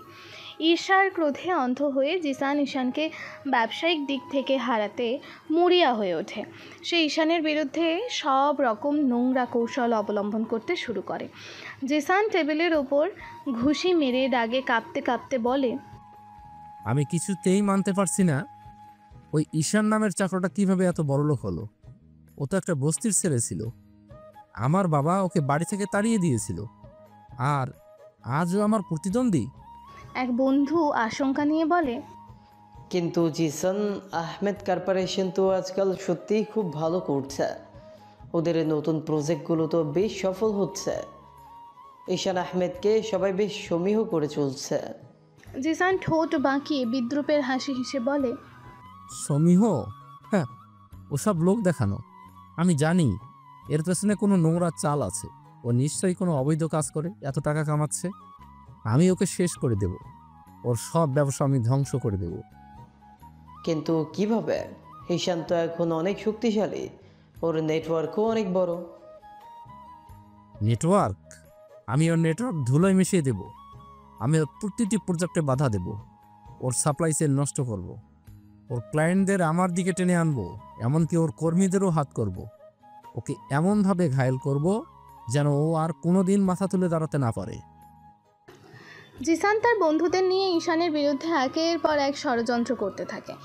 ঈশানের প্রতিটি নতুন প্রজেক্টে সে বাধা সৃষ্টি করে। কখনো সরকারি অনুমতি পেতে দেরি করায়, কখনো সাপ্লায়ারদের ভয় দেখিয়ে, আবার কখনো ক্লায়েন্টদের ভুল তথ্য দিয়ে ঈশানকে বিপদে ফেলার চেষ্টা করে। জিসান ফোনে কথা বলছে, শোনো, ওই ঈশানের নতুন টেক্সটাইল প্রজেক্টটা যেন কোনোভাবে শুরু না হতে পারে। তোমরা সব রকম চেষ্টা করবে, প্রয়োজনে যত টাকা লাগে খরচ করবে। আমি চাই না ওর কোনো প্রজেক্ট সফল হোক। ওকে আবার আমি পথে বসাবো। এদিকে ঈশানও বুঝতে পারে তার প্রতিটি পদক্ষেপেই জিসান বাধা সৃষ্টি করেছে। তার ব্যবসায় একের পর এক সমস্যা তৈরি হচ্ছে, কিন্তু ঈশান দমে যায় না। সে জানে জিসান তাকে সহ্য করতে পারছে না। ঈশান তার অফিসের মিটিং রুমে তার ম্যানেজারকে উদ্দেশ্য করে বলে, জিসান আহমেদ আমাদের প্রতিটি প্রজেক্টে বাধা দিচ্ছে, এটা স্পষ্ট। কিন্তু আমরা দমে যাব না। আমাদের আরও সতর্ক থাকতে হবে। প্রতিটি পদক্ষেপ ভেবেচিন্তে নিতে হবে। ওদের প্রতিটি চালের জবাব দিতে হবে। ম্যানেজার চিন্তিত বলেন, স্যার, জিসান সাহেবের প্রভাব অনেক বেশি। উনি মন্ত্রীর ছেলে। আমাদের জন্য কাজটা কঠিন হবে। কঠিন হোক, কিন্তু অসম্ভব নয়। আমি জানি ঈশান তার বাবার ক্ষমতা ব্যবহার করেছে, কিন্তু আমি কোনো অবৈধ কাজ করব না। আমি আমার মেধা আর সততা দিয়ে ওকে হারাবো। আমি ওকে দেখাবো ক্ষমতা আর অর্থ দিয়ে সব কিছু কেনা যায় না। জিসানের প্রতিদ্বন্দ্বিতা ক্রমশ তীব্র হতে থাকে। সে ঈশানকে আর্থিকভাবে দুর্বল করার জন্য সব রকম চেষ্টা করে। তার লক্ষ্য একটাই, ঈশানকে আবারও সেই বস্তির জীবনে ঠেলে দেয়া। জিসান মনে মনে বলে, আমি তোকে আবার সেই বস্তির জীবনে ফিরিয়ে নিয়ে যাব ঈশান। যেখানে তোর জায়গা সেখানেই তুই থাকবি। তুই কোনোদিন আমার সমান হতে পারবি না। জিসানের ষড়যন্ত্র যখন ঈশানকে ঘিরে ধরেছে, তখন ফারিহা তার পাশে এসে দাঁড়ায়। সে ঈশানকে জিসানের প্রতিটি চাল সম্পর্কে সতর্ক করে দেয়। তাদের মধ্যে সম্পর্ক আরও গভীর হয়, যা ভালোবাসার এক নতুন দিগন্ত উন্মোচন করে। ফারিহা ঈশানের পাশে বসে উদ্বিগ্ন কণ্ঠে বলে, ঈশান, তুমি কি জানো জিসান তোমার বিরুদ্ধে কি করেছে? ও তোমার নতুন টেক্সটাইল প্রজেক্ট লাইসেন্স আটকে দিয়েছে, আর তোমার সাপ্লায়ারদের হুমকিও দিয়েছে। ঈশান ফারিহার দিকে তাকিয়ে মৃদু হেসে, জানি ফারিয়া আপা, আমি সব জানি। জিসান আমাকে শেষ করার জন্য উঠে পড়ে লেগেছে, কিন্তু আমি ভয় পাই না। ভয় পাও না, কিন্তু আমি তো ভয় পাচ্ছি। ও খুব বিপজ্জনক। ও তোমার ক্ষতি করতে পারে। ওর বাবা মন্ত্রী, ওর ক্ষমতা অনেক। ঈশান ফারিহার হাতের ওপর নিজের হাত রেখে বলল, জানি আপা আমি, কিন্তু আপনি যখন আমার পাশে আছেন তখন আমি কোনো কিছুই ভয় পাই না। আপনার বিশ্বাসই আমার সবচেয়ে বড় শক্তি। আপনি আমার প্রেরণা। ফারিহা ঈশানকে জিসানের প্রতিটি পদক্ষেপ সম্পর্কে তথ্য দেয়। সে মন্ত্রীর বাড়িতে থেকে জিসানের গতিবিধি লক্ষ্য করে এবং ঈশানকে সতর্ক করে। তাদের এই গোপন যোগাযোগ তাদের সম্পর্ককে আরও মজবুত করে তোলে। ঈশান, জিসান আজ রাতে এক জায়গায় একটা মিটিং করবে। মনে হচ্ছে ওরা তোমার নতুন প্রজেক্ট নিয়ে কোনো বড়সড় ষড়যন্ত্র করছে। তুমি সাবধানে থেকো। ধন্যবাদ ফারিয়া আপা, আপনি আমার জন্য এত কিছু করেছেন। আমি আপনার এই ঋণ কোনোদিনও শোধ করতে পারবো না। ফারিহা মৃদু হেসে বলে, ঋণ কিসের? তুমি তো আমার বন্ধু। আর আমি চাই তুমি আরও সফল হও। তোমার পাশে আমি সবসময় আছি। তাদের এই কথোপকথনগুলো শুধু তথ্য আদান প্রদান নয়, বরং তাদের মনের গভীরের অনুভূতিগুলোকে প্রকাশ করে। ঈশান ফারিহার প্রতি তার ভালোবাসা অনুভব করে, আর ফারিহা ঈশানের প্রতি তার আকর্ষণকে অস্বীকার করতে পারে না। ফারিয়া আপা, আপনি শুধু আমার পাশে নেই, আপনি আমার ভেতরে আছেন। আপনার ভালোবাসা আমাকে বাঁচিয়ে রেখেছে। আপনার জন্য হলেও আমাকে জিততে হবে। ঈশান, তুমি এত শক্তিশালী, এত ধীর। তোমার এই লড়াই, আমি তোমার পাশে থাকবো। আমি চাই তুমি সফল হও, তোমার স্বপ্ন পূরণ হোক। জিসানের ষড়যন্ত্রের মুখে ফারিহার সমর্থন ঈশানের জন্য এক নতুন শক্তি হয়ে দাঁড়ায়। তাদের সম্পর্ক কেবল বন্ধুত্ব নয়, বরং ভালোবাসার এক গভীর বন্ধনে আবদ্ধ হয়। ঈশানের বিলাসবহুল অফিস। রাতের বেলা ঈশান তার কম্পিউটার নিয়ে কাজ করছে। সে শুধু জিসানের ব্যবসায়িক প্রতিদ্বন্দ্বিতাকেই মোকাবেলা করছিল না, সে জিসানের গোপন কার্যকলাপ সম্পর্কেও তদন্ত শুরু করে। তার মনে প্রতিশোধের পাশাপাশি একটি রহস্যের জট খুলে যায়। সে জানতে পারে জিসান শুধু তার বিরুদ্ধে নয়, দেশের বড় বড় ব্যবসায়ীদের বিরুদ্ধেও নানা অবৈধ কাজ করছে। ঈশান কম্পিউটারের স্ক্রিনে তাকিয়ে তার সহকারীকে উদ্দেশ্য করে বলে, দেখুন এই ডেটাগুলো কি বলছে। জিসান আহমেদ শুধু আমাদের ক্ষতি করছে না, সে দেশের আরও অনেক বড় বড় কোম্পানির বিরুদ্ধেও একই ধরনের অবৈধ কাজ করছে। এই যে এই কোম্পানিটা, ওদেরও সাপ্লাই চেইন নষ্ট করা হয়েছে। আর এই প্রজেক্টটা, এটা তো সম্পূর্ণ অবৈধভাবে বাতিল করা হয়েছে। সহকারী আশ্চর্য হয়ে বলে, স্যার, এটা তো খুবই গুরুতর ব্যাপার। জিসান সাহেব কি তাহলে শুধু আপনার ব্যক্তিগত শত্রুতা করছে, না সে একটা বড় সিন্ডিকেটের অংশ? ঠিক ধরেছেন। আমার মনে হচ্ছে জিসান একা এই কাজ করছে না, এর পেছনে আরও বড় কোনো হাত আছে। এই যে দেখুন এই ব্যাংক লেনদেনগুলো, এগুলো সব সন্দেহজনক। এত টাকা কোথা থেকে আসছে?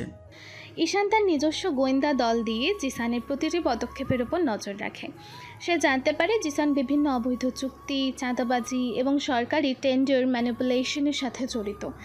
এই তথ্যগুলো ঈশানকে হতবাক করে দেয়। ঈশান ফোনে তার গোয়েন্দার সাথে কথা বলে। কি খবর? জিসান আজ কোথায় ছিল? কার কার সাথে দেখা করেছে? প্রতিটি তথ্য আমার চাই, কোনো কিছু যেন বাদ না যায়। স্যার, জিসান সাহেব আজ সকালে একজন বিদেশি ব্যবসায়ীর সাথে দেখা করেছেন। মনে হচ্ছে কোনো বড় ডিল হচ্ছে। আর তার কিছু ব্যাংক অ্যাকাউন্টও আমরা ট্যাগ করেছি, যেখানে প্রচুর সন্দেহজনক লেনদেন হচ্ছে। ঈশান বুঝতে পারে জিসান শুধু তার ব্যক্তিগত শত্রু নয়, সে দেশের অর্থনীতি এবং আইনের জন্য হুমকি। তার প্রতিশোধের লক্ষ্য এবার আরও বড় হয়। ঈশান স্বগত রাগে ফুঁসতে ফুঁসতে বৃত্ত। জিসান, তুই শুধু আমার জীবন নষ্ট করিসনি, তুই দেশেরও ক্ষতি করেছিস। তোর অবৈধ সাম্রাজ্য আমি ধ্বংস করে দেব। তুই আমার প্রতিশোধের যোগ্য। সে শুধু জিসানকে হারাবে না, তার অবৈধ সাম্রাজ্যকেও গুড়িয়ে দেবে। 2 দিন পর ঈশানের অফিস। গভীর রাত। ঈশান একা বসে আছে, তার সামনে কম্পিউটারে জিসানের অবৈধ কার্যকলাপের ডেটা। ঈশান এবার শুধু প্রতিশোধ নয়, জিসানের অবৈধ সাম্রাজ্যকে ধ্বংস করার পরিকল্পনা করে। সে জানতে পারে এই অবৈধ কাজের সাথে মন্ত্রীরও সরাসরি যোগাযোগ আছে। এই তথ্য ঈশানকে আরও দৃঢ় প্রতিজ্ঞ করে তোলে। এতদিন ভেবেছিলাম জিসান শুধু আমার ব্যক্তিগত শত্রু, কিন্তু এখন দেখছি সে দেশের শত্রু। আর তার বাবা মন্ত্রী সাহেব, তিনিও এই সব অবৈধ কাজের সাথে জড়িত। এটা তো কল্পনার বাইরে। ঈশান মন্ত্রীর কিছু গোপন ব্যাংক অ্যাকাউন্ট এবং অবৈধ লেনদেনের প্রমাণ খুঁজে পায়। এই প্রমাণগুলো মন্ত্রীর রাজনৈতিক ক্যারিয়ারের জন্য মারাত্মক হুমকি। ঈশান ফোনে ফারিহার সাথে কথা বলে। ফারিয়া আপা, আমি একটা খুব গুরুত্বপূর্ণ তথ্য পেয়েছি। জিসান শুধু অবৈধ কাজ করছে না, তার বাবা মন্ত্রী সাহেবও এই সবের সাথে জড়িত। আমি তাদের কিছু গোপন ব্যাংক অ্যাকাউন্টের হদিশ পেয়েছি। কি বলছো তুমি? উনিও জড়িত? এটা হতে পারে না। উনি তো ভালো মানুষ ছিল, এমন কাজ করতে পারেন না উনি। আপা, প্রমাণগুলো আমার কাছে আছে, আমি আপনাকে দেখাতে পারি। জিসানের বাবা মন্ত্রীর ক্ষমতা ব্যবহার করে জিসানকে এইসব অবৈধ কাজ করতে সাহায্য করেছেন। দেশের অনেক বড় বড় প্রজেক্টে তারা দুর্নীতি করছে। ফারিহা এই খবর শুনে স্তম্ভিত হয়ে যায়। তার বাবার বন্ধু, যাকে সে এতদিন আদর্শ মনে করত, তিনিও এইসবের সাথে জড়িত। আমার বাবার বন্ধু, তিনিও এমন কাজ করেছেন? আমি কাকে বিশ্বাস করব? ঈশান কি সত্যি বলছে? এদিকে ঈশান, আমার প্রতিশোধ এখন শুধু জিসানের বিরুদ্ধে নয়, এটা সেই সিস্টেমের বিরুদ্ধে যারা ক্ষমতা অপব্যবহার করে দেশের ক্ষতি করছে। আমি ওদের মুখোশ খুলে দেব, আমি ওদের অবৈধ সাম্রাজ্য গুড়িয়ে দেব। ঈশান তার নতুন পরিকল্পনা সাজাতে শুরু করে। সে জানে এই লড়াই সহজ হবে না, কিন্তু সে প্রস্তুত। তার লক্ষ্য এখন শুধু প্রতিশোধ নয়, বরং ন্যায় প্রতিষ্ঠা করা। আমি ওদের সব অবৈধ লেনদেন ফাঁস করব, ওদের সব গোপন চুক্তি জনসম্মুখে আনবো। ওদের ক্ষমতা আর অর্থ কোনো কাজে আসবে না। আমি ওদের দেখাবো সততা আর সত্যের শক্তি কত বড়। জিসান আর মন্ত্রীর অবৈধ সাম্রাজ্য গুড়িয়ে দেওয়ার সংকল্প নিয়ে ঈশান দিন রাত এক করে কাজ করছে। সে জানে এই লড়াইয়ে জিততে হলে চায় অকাট্য প্রমাণ। তাই সে গোপনে জিসান ও মন্ত্রীর বিরুদ্ধে তথ্য সংগ্রহে নেমে পড়েছে। এই কঠিন যাত্রায় তার পাশে আছে একমাত্র ফারিহা। কম্পিউটারের স্ক্রিনে দ্রুত ডেটা স্ক্রল করছে। ঈশান গভীর মনোযোগ দিয়ে দেখছে। তার সহকারী পাশে বসে নোট নিচ্ছে। দরজায় মৃদু টোকা পড়ে। ঈশান স্ক্রিন থেকে চোখ না সরিয়ে বলে, আসুন ফারিয়া আপা। ফারিহা ভেতরে আসে। তার মুখে চিন্তার ছাপ, হাতে কিছু ফাইল। সে সরাসরি ঈশানের দিকে তাকিয়ে দীর্ঘশ্বাস ফেলে বলে, ঈশান, আমি নিশ্চিত জিসান একটা বড় ডিল ফাইনাল করতে চলেছে। ও আর ওর বাবার মধ্যে আজকাল অনেক ফিসফিসানি চলছে। আমি ওদের লকারে কিছু কাগজপত্র দেখেছি, যেগুলো খুবই সংবেদনশীল মনে হচ্ছে, কিন্তু হাতে নিতে পারিনি। আমিও সেটা অনুমান করেছিলাম ফারিয়া আপা। আমার গোয়েন্দারাও একই খবর দিয়েছে। দেখুন, আমরা জিসানের একটি অফিসের কোম্পানির খোঁজ পেয়েছে, যেখানে প্রচুর কালো টাকা লেনদেন হচ্ছে। আর এই টাকাগুলো বিভিন্ন সরকারি প্রজেক্ট থেকে আত্মসাৎ করা হয়েছে। এর সাথে তার বাবারও সংযোগ পাচ্ছি। ওর বাবাও কি তাহলে এত গভীরে জড়িয়ে আছেন? আমার বিশ্বাস হচ্ছে না। আমি ভেবেছিলাম তিনি শুধু জিসানকে প্রশ্রয় দেন, কিন্তু এতটা। ফারিয়া আপা, আপনি কষ্ট পাবেন জানি, কিন্তু সত্যটা আমাদের জানতে হবে। এই প্রমাণগুলো আমাদের জন্য খুবই জরুরি। জিসানের বাবার কিছু গোপন ব্যাংক অ্যাকাউন্টের স্টেটমেন্ট আমরা জোগাড় করেছি, যা জিসানের এই অবৈধ লেনদেনের সাথে সরাসরি যুক্ত। কিন্তু কিভাবে? আমি কি করে এটা বিশ্বাস করব? জিসানের বাবা, তিনি তো সব সময় সততার কথা বলতেন। কথায় আর কাজে অনেক পার্থক্য থাকে ফারিয়া আপা। আমরা আরও শক্তিশালী প্রমাণ খুঁজছি, এমন কিছু যা ওদেরকে আইনের চোখে দোষী প্রমাণ করবে। আপনি কিছু জানতে পারলে বলবেন। ছোটোখাটো তথ্য আমাদের জন্য খুব মূল্যবান হতে পারে। হ্যাঁ, আমি চেষ্টা করব। আমি জানি এটা আমার জন্য কঠিন, কিন্তু জিসান যা করেছে তার শাস্তি হওয়া উচিত। আর তার বাবা যদি সত্যিই দোষী হন, তাহলে তারও পরিণতি ভোগ করা উচিত। আমি তোমাকে সাহায্য করব ঈশান, যা যা দরকার আমি সব তথ্য জোগাড় করব। ফারিহা এরপর মন্ত্রীর বাড়ি থেকে গোপনে আরও কিছু সংবেদনশীল ফাইল, ডায়েরির পাতা, এমনকি কিছু কথোপকথনের অডিও রেকর্ড সংগ্রহ করে ঈশানের কাছে নিয়ে আসে। এই প্রমাণগুলো ঈশানের তদন্ত আরও গতি দেয়। তাদের মধ্যে এই গোপন সহযোগিতা তাদের সম্পর্ককে এক নতুন উচ্চতায় নিয়ে যায়। ঈশান ফাইলগুলো দেখতে দেখতে ফারিহার দিকে তাকিয়ে বলে, ফারিয়া আপা, আপনি যে ঝুঁকিটা নিচ্ছেন তার জন্য আমি চিরকৃতজ্ঞ থাকবো। এটা শুধু আমার প্রতিশোধ নয়, এটা ন্যায় প্রতিষ্ঠার লড়াই। ফারিহা মৃদু হেসে বলে, আমি তোমার সাথে আছি ঈশান, সব সময়। তুমি যেটা করছো সেটা সঠিক, আর সঠিকের পক্ষে দাঁড়ানোর কোনো ভয় নেই। তাদের এই প্রমাণ সংগ্রহের কাজ এগিয়ে চলে। প্রতিটি নতুন তথ্য যেন জিসান ও মন্ত্রীর সাম্রাজ্যের ভিত্তি নাড়িয়ে দেয়। ঈশান জানে আর বেশি দেরি নেই, সত্যের সূর্য খুব দ্রুত উদিত হবে। এদিকে মন্ত্রীর ব্যক্তিগত অফিস কক্ষ। মন্ত্রী অস্থিরভাবে পায়চারি করছেন, তার মুখে গভীর উদ্বেগ ও দুশ্চিন্তা। জিসানের কর্মবর্ধমান বেপরোয়া কার্যকলাপ মন্ত্রীকে উদ্বিগ্ন করে তোলে। তিনি লক্ষ্য করেছেন তার ছেলের কারণে তাদের পারিবারিক সুনাম ক্ষুণ্ণ হচ্ছে। জিসানের প্রতিটি পদক্ষেপ যেন তাদের দীর্ঘদিনের অর্জিত সম্মানকে ধুলোয় মিশিয়ে দিচ্ছে। মন্ত্রীর মনে এক অজানা ভয় কাজ করছে। জিসান মন্ত্রীর অফিসে প্রবেশ করে, বেশ ফুরফুরে মেজাজে, তার হাতে কিছু ফাইল। বাবা, আমি একটা নতুন ডিল প্রায় ফাইনাল করে ফেলেছি। এটা আমাদের জন্য অনেক লাভজনক হবে, বিশাল অঙ্কের টাকা আসবে। মন্ত্রী বিরক্ত হয়ে টেবিলের দিকে ইঙ্গিত করে বলেন, জিসান বস, তোমার সাথে আমার কিছু জরুরি কথা আছে। কি হয়েছে বাবা? আপনাকে এত চিন্তিত দেখাচ্ছে কেন? কোনো সমস্যা? সমস্যা? হ্যাঁ সমস্যাই। তুমি আজকাল যা করছো তা কি তোমার চোখে পড়ছে না? তোমার কার্যকলাপের কারণে আমাদের পারিবারিক সম্মান, আমার এতদিনের রাজনৈতিক ক্যারিয়ার সবকিছু ঝুঁকির মুখে পড়েছে। আরে বাবা, তুমি এত চিন্তিত হচ্ছ কেন? ব্যবসা মানেই তো একটু ঝুঁকি, আর এখনকার দিনে সবাই তো এভাবেই কাজ করছে। মন্ত্রী রাগে ফেটে পড়েন। সবাই করছে মানে কি? তুমি কি মনে করো আমি জানি না তুমি কি কি অবৈধ কাজ করেছো? বিভিন্ন কোম্পানির টেন্ডার ম্যানিপুলেট করা, কালো টাকা লেনদেন করা, এগুলো কি আইনসম্মত? এসবের কারণে আমার নাম বারবার আসছে। বাবা, তুমি এসব বিশ্বাস করছো? এগুলো সব ঈশানের কাজ। ও আমাকে ফাঁসানোর চেষ্টা করছে। ও তো একটা প্রতিশোধ পরায়ণ ছেলে, তুমি কেন ওর কথা শুনছো? ঈশান যখন ছিল তখন তাকে তাড়িয়ে দিয়েছিলাম, আজ সে প্রতিষ্ঠিত। আর তুমি? তোমার জন্য আজ আমাকে এত কথা শুনতে হচ্ছে। আমার রাজনৈতিক বিরোধী দলগুলো আমাকে টার্গেট করছে, সংবাদ মাধ্যমগুলো আমাকে নিয়ে লেখালেখি শুরু করছে। তুমি কি চাও আমার সম্মান ধুলো মিশে যাক? মন্ত্রী জিসানের কার্যকলাপ নিয়ে গভীরভাবে উদ্বিগ্ন। তিনি বুঝতে পারছেন জিসান তার বাবার ক্ষমতাকে ঢাল হিসেবে ব্যবহার করে সীমা লঙ্ঘন করছে। মন্ত্রীর মনে তীব্র অনুশোচনা জাগছে। হয়তো ঈশানের সাথে সেদিন অন্যায় না করলে আজ এই দিন দেখতে হতো না। মন্ত্রী মাথা ধরে বসে পড়েন। আমার কি হবে? আমার এতদিনের সম্মান, আমার ক্ষমতা সব কি আজ তোমার জন্য হারাবো? আমি তোমাকে এত সুযোগ দিলাম আর তুমি সব নষ্ট করে দিচ্ছ। জিসান নিজের সুবিধা মতো কথা ঘুরিয়ে বলে, বাবা, তুমি এত চিন্তা করো না, আমি সব সামলে নেব। আমাকে শুধু আরো কিছু সুযোগ দাও, আমি ঈশানকে শেষ করে দেব, তাহলেই সব ঠিক হয়ে যাবে। মন্ত্রীর উদ্বেগ বাড়তে থাকে। তিনি বুঝতে পারেন জিসানকে সামলানো এখন তার হাতের বাইরে। তার মনে এক চাপা ভয় কাজ করছে।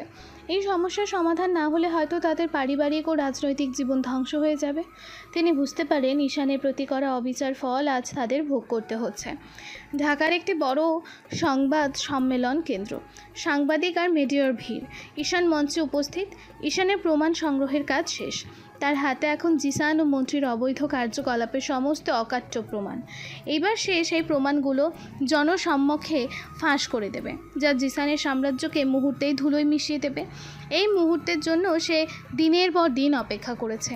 ঈশান মঞ্চে এসে দাঁড়ায়। তার পেছনে প্রজেক্টরে জিসানের অবৈধ লেনদেনের গ্রাফ আর মন্ত্রীর কিছু গোপন নথি দেখা যাচ্ছে। জিসানও তার আইনজীবীকে নিয়ে পেছনের সারি থেকে সব লক্ষ্য করছে। তার মুখে এক চাপা উত্তেজনা। ফারিহা মিডিয়া কর্মীদের ভিড়ে ঈশানের দিকে তাকিয়ে আছে, তার মনে মিশ্র অনুভূতি। ঈশান মাইক্রোফোনে দৃঢ় ও স্পষ্ট কণ্ঠে বলে, সুপ্রিয় সাংবাদিকবৃন্দ এবং সম্মানিত দেশবাসী, আজ আমি আপনাদের সামনে একটি অত্যন্ত গুরুত্বপূর্ণ বিষয় নিয়ে উপস্থিত হয়েছে, যা আমাদের দেশের অর্থনীতি এবং আইনের শাসনকে বিপদে ফেলেছে। আমি আজ আপনাদের সামনে দেশের একজন ক্ষমতাধর মন্ত্রীর ছেলে জিসান আহমেদ এবং তার সাথে মন্ত্রীর কিছু গোপন অবৈধ কার্যকলাপের প্রমাণ তুলে ধরব। বলরুমে ফিসফিসানি শুরু হয়। সাংবাদিকরা উত্তেজিত হয়ে ওঠে। জিসানের মুখ ফ্যাকাশে হয়ে যায়। জিসান তার আইনজীবীকে ফিসফিস করে, এটা কি বলছে ও? ওর কাছে কিভাবে এই সব প্রমাণ এলো? আমরা তো সব গোপন রেখেছিলাম। ঈশান প্রজেক্টরের দিকে ইশারা করে বলে, আপনারা এখানে দেখতে পাচ্ছেন জিসান আহমেদ রিয়েল এস্টেট কোম্পানির নামে কিভাবে কোটি কোটি টাকা প্রচার করা হচ্ছে। এইসব টাকা অবৈধভাবে সরকারি প্রজেক্ট থেকে আত্মসাৎ করা হয়েছে। এখানে কিছু ভুয়া কোম্পানির নামও আছে, যেগুলোর অস্তিত্ব শুধু কাগজ কলমেই। সাংবাদিকরা ছবি তুলতে শুরু করে। ফ্ল্যাশের আলোয় পুরো হল ঝলসে ওঠে। ঈশানের কণ্ঠ আরো দৃঢ় করে, শুধু তাই নয়, জিসান আহমেদ দেশের বিভিন্ন বড় বড় ব্যবসায়ীদের বিরুদ্ধেও ষড়যন্ত্র করছে, তাদের ব্যবসা নষ্ট করার চেষ্টা করেছে। আমার নিজের বিরুদ্ধেও সে মিথ্যা অপবাদ দিয়েছিল যাতে আমি ব্যবসা থেকে সরে দাঁড়াই, কিন্তু আমি দমে যাইনি। জিসান রাগে দাঁড়িয়ে যায়, চিৎকার করে বলে, মিথ্যা কথা, সব মিথ্যা কথা। ও আমাকে ফাঁসানোর চেষ্টা করছে, ওর কোনো প্রমাণ নেই। ঈশান একবার তাকিয়ে ঠোঁটে এক ফালি হাসি এনে বলে, মিথ্যা? প্রমাণ তো আপনাদের সামনে। আমার কাছে প্রতিটি লেনদেনের স্টেটমেন্ট, প্রতিটি ভুয়া কোম্পানির রেজিস্ট্রেশন এবং কিছু গুরুত্বপূর্ণ কথোপকথনের অডিও রেকর্ড আছে। এই দেখুন। ঈশান একটি অডিও ক্লিপ বাজিয়ে দেয়, যেখানে জিসান তার বাবার সাথে কোনো একটি অবৈধ লেনদেন নিয়ে কথা বলছে। মন্ত্রীর কণ্ঠস্বর স্পষ্টভাবে শোনা যাচ্ছে, যা শুনে জিসান হতভম্ব হয়ে যায়। জিসান কান্না ভেজা চোখে আইনজীবীর দিকে তাকিয়ে বলে, বাবা ও কি তাহলে? জিসান ধরা পড়ে যায়, তার মুখোশ উন্মোচন হয়, তার সমস্ত জালিয়াতি, সব অবৈধ কাজ জনসম্মুখে চলে আসে। সাংবাদিকরা জিসানকে ঘিরে ধরে প্রশ্ন করতে শুরু করে। জিসান চরম বিপদের সম্মুখীন হয়, তার স্বপ্ন, তার ক্ষমতা সব মুহূর্তেই ভেঙে চুরমার হয়ে যায়। এক সাংবাদিক বলে, মিস্টার জিসান আহমেদ, আপনি কি এইসব অভিযোগ অস্বীকার করছেন? আপনার বাবারও কি এসব অবৈধ কাজের সাথে যোগসাজশ আছে? জিসান আর্তনাদ করে বলে, না, আমি কিছু জানি না। আমাকে ফাঁসানো হচ্ছে, ঈশান আমাকে ফাঁসিয়েছে। জিসানের সমস্ত অহংকার, সমস্ত ক্ষমতা যেন মুহূর্তেই নিঃশেষ হয়ে যায়। তার চেহারা দেখে মনে হয় যেন সে এক জীবন্ত লাশ। তার চোখে এখন শুধু ভয় আর অসহায়ত্ব। এদিকে মন্ত্রীর ব্যক্তিগত বাসভবন, ঘর অন্ধকার, মন্ত্রী একা বসে আছেন। তার মুখ দেখে মনে হচ্ছে তিনি অনেক অসুস্থ। সংবাদ সম্মেলনে জিসানের কুকীর্তির কথা জেনে মন্ত্রী অনুতপ্ত হন। তার ছেলের জঘন্য কার্যকলাপের ফলে তার রাজনৈতিক ক্যারিয়ার, সামাজিক সম্মান সব কিছু আজ প্রশ্নের মুখে। তিনি বুঝতে পারেন ঈশানের প্রতি তার যে অবিচার করেছিলেন তার ফল আজ তাদের ভোগ করতে হচ্ছে। এই মুহূর্তে তার মনে তীব্র অনুশোচনা কাজ করে। মন্ত্রীর মনে পড়তে থাকে সেই দিনটার কথা, যেদিন তিনি ঈশানকে মিথ্যা অপবাদ দিয়ে বাড়ি থেকে তাড়িয়ে দিয়েছিলেন। সেই অসহায় ছেলেটির মুখ তার চোখের সামনে ভেসে ওঠে। তার মনে হয় আজ জিসানের এই পরিণতি তারই ফল। ঈশান, সেই ছেলেটা যাকে আমি সামান্য কাজের ছেলে ভেবেছিলাম, যাকে আমি অপমান করেছিলাম, সেই আজ আমার ছেলের মুখোশ খুলে দিল। আমি তাকে সেদিন বিশ্বাস করিনি। আমি তার সাথে যখন অন্যায় করেছিলাম, আমি অপরাধী, আমি সত্যি অপরাধী। আমি ঈশানের কাছে ক্ষমা চাইব। সেদিন আমি ওকে বিশ্বাস করিনি, আমার ভুলে গেছে। পরের দিন মন্ত্রী ঈশানের অফিসের ঠিকানায় যান। ঈশান তার অফিসে বসে কাজ করছিল। হঠাৎ দরজায় টোকা পড়ে। মন্ত্রী ভেতরে প্রবেশ করেন। তার চোখে অনুশোচনা আর মুখে এক গভীর কষ্ট। ঈশান, আমি তোমার কাছে ক্ষমা চাইতে এসেছি। সেদিন আমি তোমার সাথে যে অবিচার করেছিলাম তার জন্য আমি লজ্জিত। আমাকে ক্ষমা করে দাও বাবা, আমি আমার ভুল বুঝতে পেরেছি। স্যার, এটা আপনি কি করছেন? আপনি মন্ত্রী, এমন করবেন না। আমি আজ মন্ত্রী নই ঈশান, আমি একজন লজ্জিত বাবা। তুমি আমাকে ক্ষমা করে দাও। আমি বুঝতে পেরেছি তুমি সেদিন নির্দোষ ছিলে। জিসান আমাকে ভুল পথে চালিত করেছে। আমার উচিত ছিল তোমাকে বিশ্বাস করা। ক্ষমা চাওয়ার কিছু নেই স্যার, যা হয়েছে তা হয়ে গেছে। আমি শুধু চাই সত্যের জয় হোক। সেদিন আপনারও কোনো ভুল ছিল না, সেটা আমি জানি। মন্ত্রীর অনুশোচনা ঈশানের মনে কোনো ঘৃণা জাগায় না। সে জানে তার প্রতিশোধ সম্পূর্ণ হয়েছে। মন্ত্রীকে ক্ষমা চাওয়ার মধ্য দিয়ে ঈশান যেন নিজের ভেতরেও শান্তি খুঁজে পায়। সত্যের উন্মোচন যেন তাদের জীবনের এক নতুন অধ্যায়ের সূচনা করে। সত্যের জয় হয়েছে। ঈশানের জীবনে এখন শান্তির বাতাস বইছে। তার জীবনে এখন সবচেয়ে গুরুত্বপূর্ণ হলো ফারিহা, যে সব সময় তার পাশে ছিল। আজ ঈশান ফারিহার প্রতি তার সত্যিকারের ভালোবাসা প্রকাশ করতে প্রস্তুত। সে জানে এই মুহূর্তটি তাদের সম্পর্কের জন্য কতটা গুরুত্বপূর্ণ। ফারিহাকে এখন তার সাথেই রাখে। ঈশান আর ফারিহা বাগানের এক কোণে বসে আছে। ফারিহা একটি বই পড়ছে আর ঈশান মুগ্ধ দৃষ্টিতে ফারিহাকে দেখছে। এক ঝলক বাতাস ফারিহার খোলা চুল উড়িয়ে দেয়। ঈশান ধীরে ধীরে ফারিহার হাত ধরে। ফারিয়া আপা, আমি আপনাকে একটা কথা বলতে চাই, যা অনেকদিন ধরে আমার মনের মধ্যে ঘুরছিল। ফারিহা বই থেকে চোখ তুলে ঈশানের দিকে তাকিয়ে মুখে মৃদু হাসি। কি কথা? এমন সিরিয়াস হয়ে আছো কেন, বলো। ঈশান ফারিহার চোখের দিকে তাকায়, তার কণ্ঠস্বরে গভীর আবেগ। যখন আমি মন্ত্রীর বাড়িতে ছিলাম একজন অসহায় কাজের ছেলে হয়ে, তখন আপনি একমাত্র মানুষ ছিলেন যিনি আমাকে মানুষ হিসেবে দেখেছিলেন। আপনি আমাকে পড়াশোনার স্বপ্ন দেখিয়েছিলেন, আমাকে সাহস দিয়েছিলেন। আপনার সেই দিনগুলোর সাহায্য, আপনার সেই সহানুভূতি আমার মনে গেঁথে আছে। ফারিহা ঈশানের চোখের দিকে তাকিয়ে তার হাতটা আলতো করে ধরে। আরে, সে তো বন্ধুর মতোই ছিল। তুমি তো আমার সাথে সবসময় একজন সৎ ও ভালো মানুষ ছিলে। ঈশান আস্তে করে ফারিহার হাতটা চেপে ধরে, আরও গভীর স্বরে বলে, শুধু বন্ধুত্ব নয় ফারিয়া আপা, সেই দিনগুলো থেকে আপনার প্রতি আমার মনে এক বিশেষ অনুভূতি জন্মেছে, একটা আকর্ষণ, একটা নির্ভরতা যা আমি আগে কখনো অনুভব করিনি। আপনার হাসি, আপনার কথা বলার ভঙ্গি, আপনার চোখের গভীরতা সব কিছু আমাকে মুগ্ধ করে। ফারিহা ঈশানের স্পষ্টবাদিতা দেখে কিছুটা অবাক হয়, তার মুখে এক মিষ্টি হাসি ফোটে। ঈশান, তুমি এইসব কি বলছো? ঈশান তার চোখে চোখ রেখে এক মুহূর্তের জন্য দৃষ্টি না সরিয়ে বলে, আমি সত্যি বলছি ফারিয়া আপা, আমি আপনাকে ভালোবাসি। আপনার প্রতিটি কষ্ট, আপনার প্রতিটি আনন্দ সব কিছুর সঙ্গী হতে চাই আমি চাই আপনি আমার জীবনে আসুন, আমার জীবনটা আপনার নামে হোক। আপনার প্রতি আমার ভালোবাসা কোনো সাধারণ অনুভূতি নয়, এটা আমার জীবনের সবচেয়ে বড় সত্যি। ফারিহা ঈশানের এমন অকপট ভালোবাসার প্রকাশ দেখে মুগ্ধ হয়, তার মনে এক অদ্ভুত অনুভূতি দোলা দেয়। তার চোখ ঈশানের চোখে আটকে যায়, আর সে বুঝতে পারে ঈশানের এই ভালোবাসা কতটা খাঁটি। আচ্ছা, তাই নাকি? তুমি আমাকে ভালোবাসো? অনেক বেশি। কতটুকু? আপনার কল্পনার বাহিরে। আগলে রাখতে পারবে সারা জীবন? জীবন দিয়ে হলেও পারবো। আমাকে যদি ভালোই বাসো, তাহলে ভালোবাসার মানুষকে কেউ আপা বলে ডাকে? ওটা অভ্যাস হয়ে গেছে। অভ্যাস পাল্টাতে হবে, আর তুমি তুমি করে বলতে হবে, এবং আমার নাম ধরে ডাকতে হবে। অবশ্যই। এই যে এখনই বলেছি। ফারিয়া, আমার উত্তরটা তো দিলে না। ফারিহা আস্তে করে ঈশানের কাঁধে মাথা রেখে আবেগাপ্লুত কণ্ঠে বলে, ঈশান, আমিও তোমাকে ভালোবাসি। আমি হয়তো এই কথাটা তোমাকে বলার সাহস পাইনি, কিন্তু তুমি যখন ছিলে না, তখন প্রতিটা মুহূর্তে তোমাকে খুঁজেছি। তোমার জন্য আমার মন ছটফট করতো। তোমার ফিরে আসার অপেক্ষায় ছিলাম আমি। তুমি আমার জীবনে এক অলৌকিক আশীর্বাদ। ঈশান ফারিহাকে আলতো করে জড়িয়ে ধরে স্বস্তি ও আনন্দে বলে, ফারিয়া, আমি জানতাম তুমিও আমাকে ভালোবাসো। আমার এই স্বপ্নটা পূরণ হলো। তাদের চারপাশে সকালের রোদ আরও উজ্জ্বল হয়ে ওঠে। এই মুহূর্তেই তাদের ভালোবাসা যেন প্রকৃতির প্রতিটি কোণে ছড়িয়ে পড়ে। ঈশান ও ফারিহার এই ভালোবাসার প্রকাশ তাদের সম্পর্ককে এক নতুন উচ্চতায় নিয়ে যায়। ভালোবাসার প্রকাশ হওয়ার পর ঈশান ও ফারিহার মধ্যে এক নতুন ধরনের খুনসুটি আর হাসি ঠাট্টা শুরু হয়। তারা একে অপরের শান্তিতে সুখ খুঁজে পায়। তাদের দিনগুলো আনন্দে ভরে ওঠে।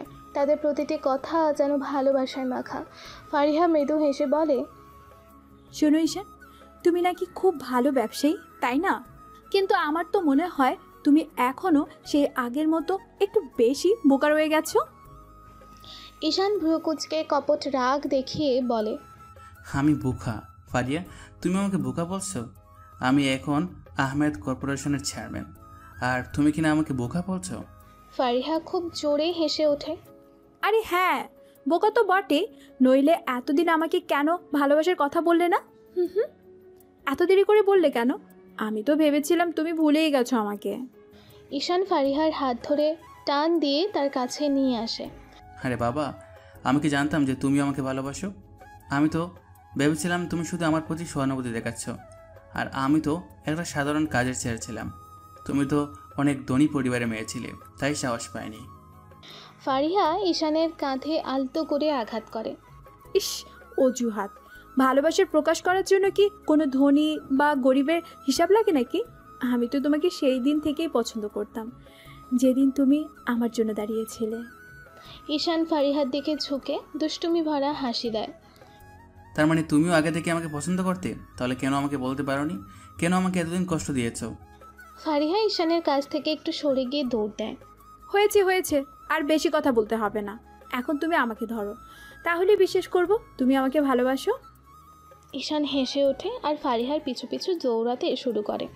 তাদের হাসি আর খুনসুটিতে পুরো বাগানবাড়ি মুখরিত হয়ে ওঠে। তাদের প্রতিটি মুহূর্ত যেন ভালোবাসায় ভরে যায়। ঈশান ফারিহাকে ধরে ফেলে, তাকে নিজের দিকে টেনে বলে, ধরে ফেলেছি, এবার বলো আমি কতটা বোকা। ফারিহা ঈশানের বুকে মাথা রেখে হেসে বলে, একদম না, তুমি আমার সবচেয়ে বুদ্ধিমান ঈশান। তাদের এই খুনসুটি তাদের সম্পর্ককে আরও মজবুত করে তোলে। তারা একে অপরের সান্নিধ্যে প্রকৃত সুখ খুঁজে পায়।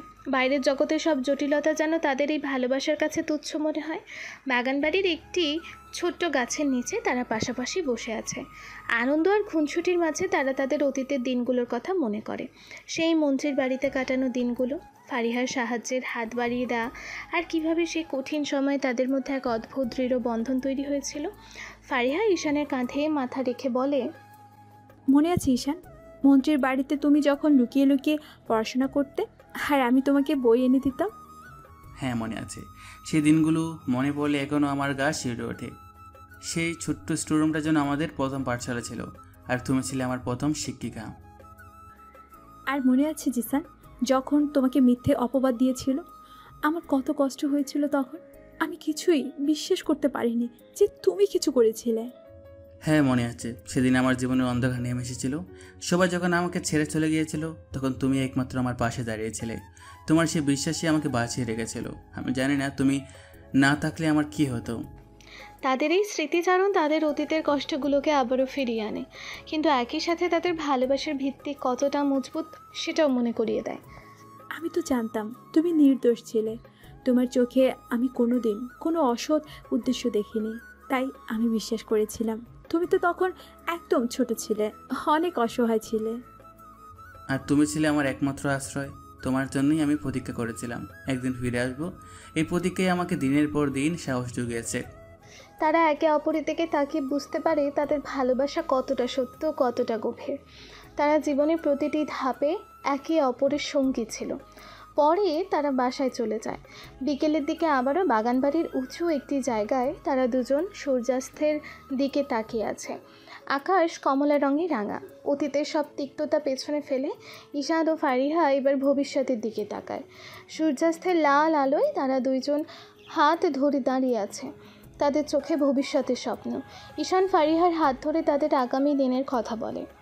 ফারিয়া, আমি চাই আমাদের একটা সুন্দর ভবিষ্যৎ, একটা জীবন যেখানে শুধু সুখ আর শান্তি থাকবে, কোনো অপমান থাকবে না, কোনো ভয় থাকবে না। তুমি কি আমার সাথে থাকবে এই নতুন জীবনে? ফারিহা ঈশানের দিকে ঘুরে দাঁড়িয়ে, তার চোখে অগাধ বিশ্বাস। আমি তোমার সাথে সব প্রতিকূলতা পেরিয়ে যেতে প্রস্তুত ঈশান। তুমি যেখানে থাকবে সেখানেই আমার পৃথিবী। আমি তোমার স্ত্রী হতে চাই, তোমার জীবনের প্রতিটা মুহূর্তে তোমার পাশে থাকতে চাই। ঈশান ফারিহাকে বুকে টেনে নেয়, তার কণ্ঠস্বরে গভীর আবেগ। ফারিয়া, তুমি আমার জীবনকে পূর্ণতা দিয়েছো। তোমার ভালোবাসা আমার সবচেয়ে বড় অর্জন। আমি প্রতিজ্ঞা করছি আমি তোমাকে সবসময় সুখী রাখবো। আমরা একসাথে নতুন স্বপ্ন দেখব আর সেই স্বপ্নগুলো পূরণ করব। সূর্যাস্তের শেষ আলোয় তাদের ভালোবাসার প্রতিচ্ছবি ফুটে ওঠে। তারা একে অপরের দিকে তাকিয়ে বুঝতে পারে তাদের ভালোবাসা শুধু আবেগ নয়, বরং এক দৃঢ় অঙ্গীকার। ফারিহা ঈশানের কাঁধে মাথা রেখে নরম স্বরে বলে, আমার আর কিচ্ছু চাই না ঈশান, শুধু তুমি থাকলে আমার সব আছে। তুমি আমার সব স্বপ্ন। ঈশান ফারিহার চুলে আলতো করে হাত বোলায়। তোমার জন্য আমি সব কিছু করতে পারি ফারিয়া। আমাদের এই নতুন জীবন শুধু আমাদের দুজনের নয়, যারা আমাদের মতো অসহায় তাদের জন্য কিছু করব। তোমার স্বপ্ন আমার স্বপ্ন সব মিলেমিশে একাকার হয়ে যাবে। তাদের ভবিষ্যতের স্বপ্নগুলো যেন সূর্যাস্তের আলোয় আরও উজ্জ্বল হয়ে ওঠে। তারা জানে তাদের পথ হয়তো সহজ হবে না, কিন্তু একে অপরের হাত ধরে তারা সব বাধা পেরিয়ে যাবে। তাদের ভালোবাসায় তাদের সবচেয়ে বড় শক্তি। এভাবেই খুনসুটির মাঝ দিয়ে 2 মাস কেটে যায়। শহরের এক অন্ধকার গলি, রাত গভীর, জনশূন্য। জিসান তার পতনকে কিছুতেই মেনে নিতে পারেনি। ঈশান তার মুখোশ উন্মোচন করে তাকে দেশের চোখে ভিলেনে পরিণত করেছে। এই অপমান জিসানের মনে প্রতিশোধের আগুন আরও কয়েকগুণ বাড়িয়ে দিয়েছে। সে জানে ঈশান আর ফারিহা এখন তার সবচেয়ে বড় শত্রু, তাই সে এবার তাদের ব্যক্তিগত জীবনে আঘাত আনার জন্য মরিয়া হয়ে ওঠে। জিসান তার কিছু গুন্ডা টাইপের লোকের সাথে কথা বলছে, তার মুখে এক শয়তানি হাসি। তোরা কি মনে করিস আমি শেষ হয়ে গেছি?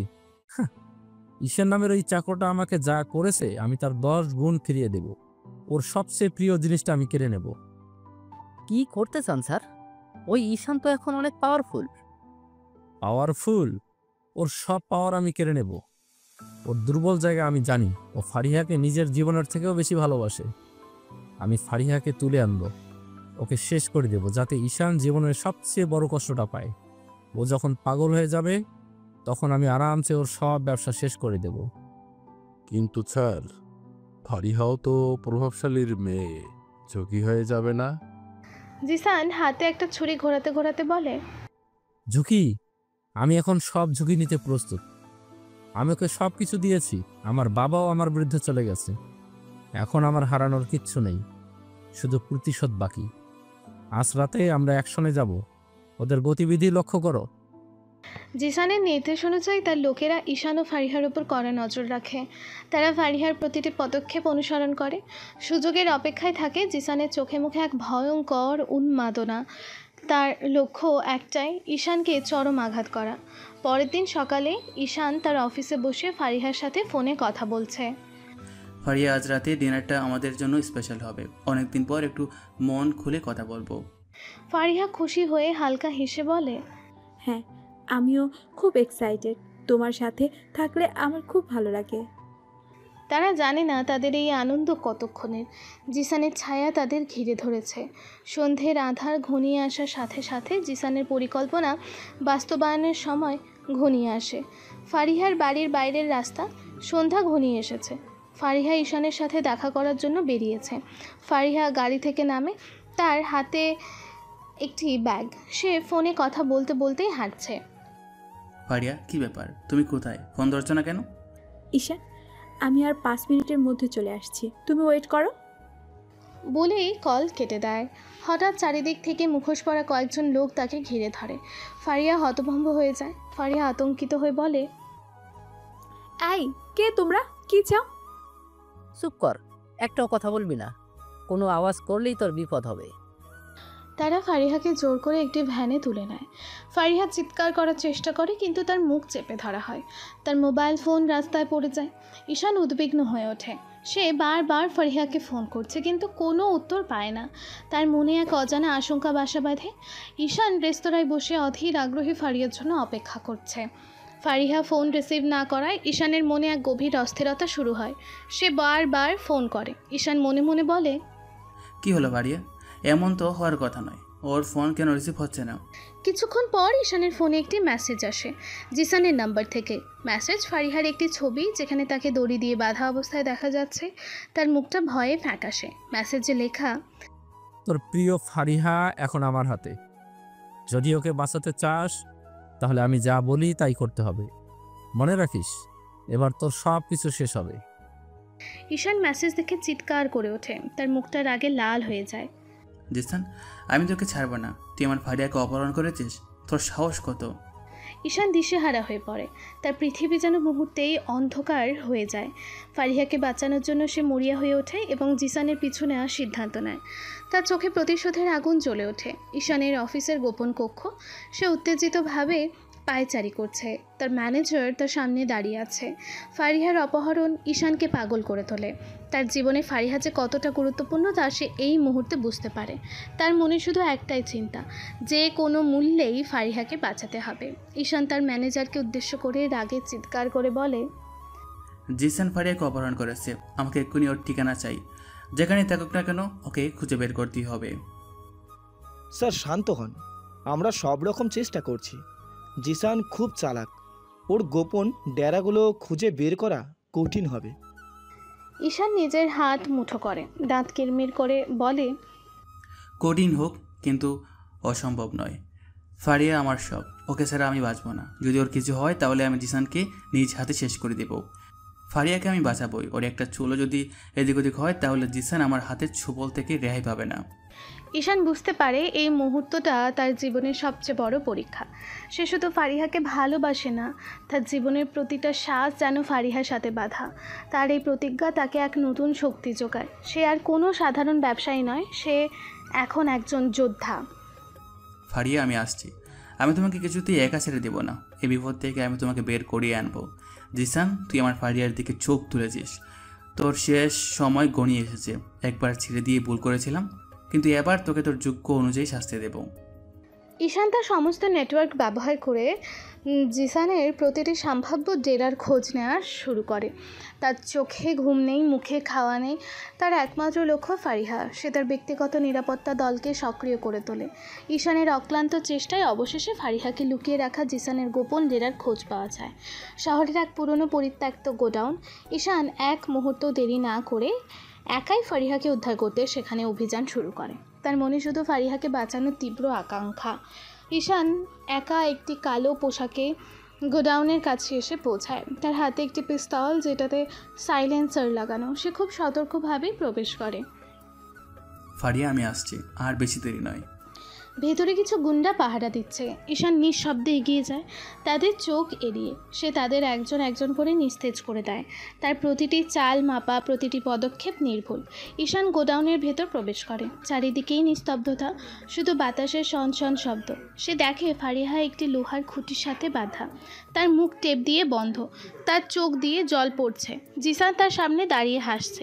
জিসান ফারিহার দিকে তাকিয়ে শয়তানি হাসি দিয়ে বলে, কি ফারিহা, তোমার প্রেমিক এখনো আসেনি নাকি সাহস নেই? তুমি তো বলেছিলে সে তোমাকে ভালোবাসে। দেখো, সে তোমাকে বাঁচানোর জন্য আসেনি। ফারিহা টেপ লাগানো মুখে অস্ফুটে বলে, ঈশান। ঈশান হঠাৎ অন্ধকার থেকে বেরিয়ে আসে। ঈশান কঠিন কণ্ঠে বলে, জিসান ফারিয়াকে ছেড়ে দে, নইলে তোর কপালে কি আছে তা তুই কল্পনা করতে পারবি না। জিসান ঈশানকে দেখে চমকে ওঠে, তার মুখের হাসি মিলিয়ে যায়। ঈশান, তুই এখানে কিভাবে এলি? তোর মতো কাপুরুষের ডেরা খুঁজে বের করতে আমার বেশি সময় লাগে না, ফারিয়াকে ছেড়ে দে। জিসান হাসতে হাসতে বলে, ছেড়ে দেব? হ্যাঁ, ওকে আমি তোর চোখের সামনে শেষ করব। তুই কি করবি? কিছুই করতে পারবি না। জিসান তার গুন্ডাদের নির্দেশ দেয় ঈশানকে শেষ করার জন্য। ঈশান এবং জিসানের গুন্ডাদের মধ্যে এক শ্বাসরুদ্ধকর লড়াই শুরু হয়। জিসান তার সমস্ত শক্তি দিয়ে জিসানের লোকদের প্রতিরোধ করে। তার প্রতিটি ঘুষি, প্রতিটি লাথি যেন প্রতিশোধের আগুনে পোড়ানো। ঈশান একাই কয়েকটি গুন্ডাকে পরাস্ত করে। জিসান দূরে দাঁড়িয়ে ভীতু চোখে দেখছে। ফারিহা বাধা অবস্থায় অসহায়ভাবে দেখছে। গুন্ডা প্রধান ঈশানের দিকে এগিয়ে এসে বলে, আয় বেটা, এতই যখন সাহস, আয় আমার সাথে লড়। তোদের মতো ক্ষীর দিয়ে শেষ করা আমার জন্য কোনো ব্যাপার নয়। আমার লক্ষ্য জিসান, ও কি শেষ করব আমি। ঈশান ও গুন্ডা প্রধানের মধ্যে হাতাহাতি শুরু হয়। তাদের মারামারি দেখে মনে হচ্ছে যেন কোনো সিনেমার দৃশ্য। ঈশান তার ক্ষিপ্রতা আর বুদ্ধিমত্তা দিয়ে গুন্ডা প্রধানকে পরাস্ত করে। এক এক করে জিসানের সব গুন্ডা পরাস্ত হয়। ঈশান এখন জিসানের মুখোমুখি। জিসানের মুখে ভয় স্পষ্ট, তার কোনো লোক এখন আর অবশিষ্ট নেই। জিসান কাঁপা কাঁপা গলায় বলে, ঈশান, তুই তুই একা এত কিছু করলি কিভাবে? ঈশান জিসানের দিকে এগিয়ে এসে শীতল কণ্ঠে বলে, হ্যাঁ, আমি একা, কারণ আমার সাথে সত্য আর ভালোবাসা আছে, আর তোর সাথে আছে শুধু কাপুরুষতা আর মিথ্যা। ফারিয়ার দিকে চোখ তুলেছিস, তোর শেষ সময় গনিয়ে এসেছে আবার। জিসান একটি ধারালো ছুরি বের করে ঈশানের দিকে তেড়ে আসে। ঈশান সতর্কভাবে সরে যায়। তাদের মধ্যে এক চূড়ান্ত মুখোমুখি লড়াই শুরু হয়। জিসান চিৎকার করে, আমি তোকে মেরে ফেলবো, তুই আমার সব কেড়ে নিয়েছিস। ঈশান জিসানের আঘাত এড়িয়ে বলে, তুই নিজের হাতে নিজের সব কিছু শেষ করেছিস, আমার কিছু করার দরকার হয়নি। তাদের লড়াই তীব্র হয়। ঈশান তার সব শক্তি দিয়ে জিসানকে প্রতিরোধ করে। জিসান মরিয়া হয়ে একের পর এক আঘাত হানতে থাকে, কিন্তু ঈশান প্রতিটি আঘাত ব্যর্থ করে দেয়। শেষ পর্যন্ত ঈশান জিসানকে কাবু করে মাটিতে ফেলে দেয়। জিসানকে পরাস্ত করার পর ঈশান এক মুহূর্ত দেরি না করে ফারিহার দিকে ছুটে যায়। তার চোখে শুধু ফারিহাকে সুরক্ষিত দেখার আকাঙ্ক্ষা। তার বাঁধন খুলে দেয়। ফারিহা মুক্তির পর ঈশানকে জড়িয়ে ধরে। ফারিহা আর্তনাদ করে, ঈশানকে জড়িয়ে ধরে। ঈশান, তুমি এসেছো। আমি ভেবেছিলাম আর কোনোদিন তোমাকে দেখতে পাবো না। আমি খুব ভয় পেয়েছিলাম ঈশান। ঈশান ফারিহাকে শক্ত করে ধরে, তার চোখে জল। আমি তোমাকে কিছুতেই একা ছেড়ে দিতে পারতাম না ফারিয়া, আমি জানতাম আমাকে আসতেই হবে। তুমি নিরাপদ তো? ফারিহা ঈশানের দিকে তাকিয়ে, তার চোখে কৃতজ্ঞতা আর ভালোবাসা। হ্যাঁ, তোমার জন্য আমি নিরাপদ। তুমি একজন সত্যিকারের নায়ক। তোমার সাহসিকতায় আমি মুগ্ধ। আমি কোনোদিন কল্পনাও করিনি তুমি এতটা সাহসী হবে। ফারিহার প্রশংসায় ঈশানের মুখে এক ঝলক হাসি ফোটে। তাদের এই পূর্ণ মিলন যেন সব বিপদ, সব কষ্ট ভুলিয়ে দেয়। তারা একে অপরের সান্নিধ্যে শান্তি খুঁজে পায়।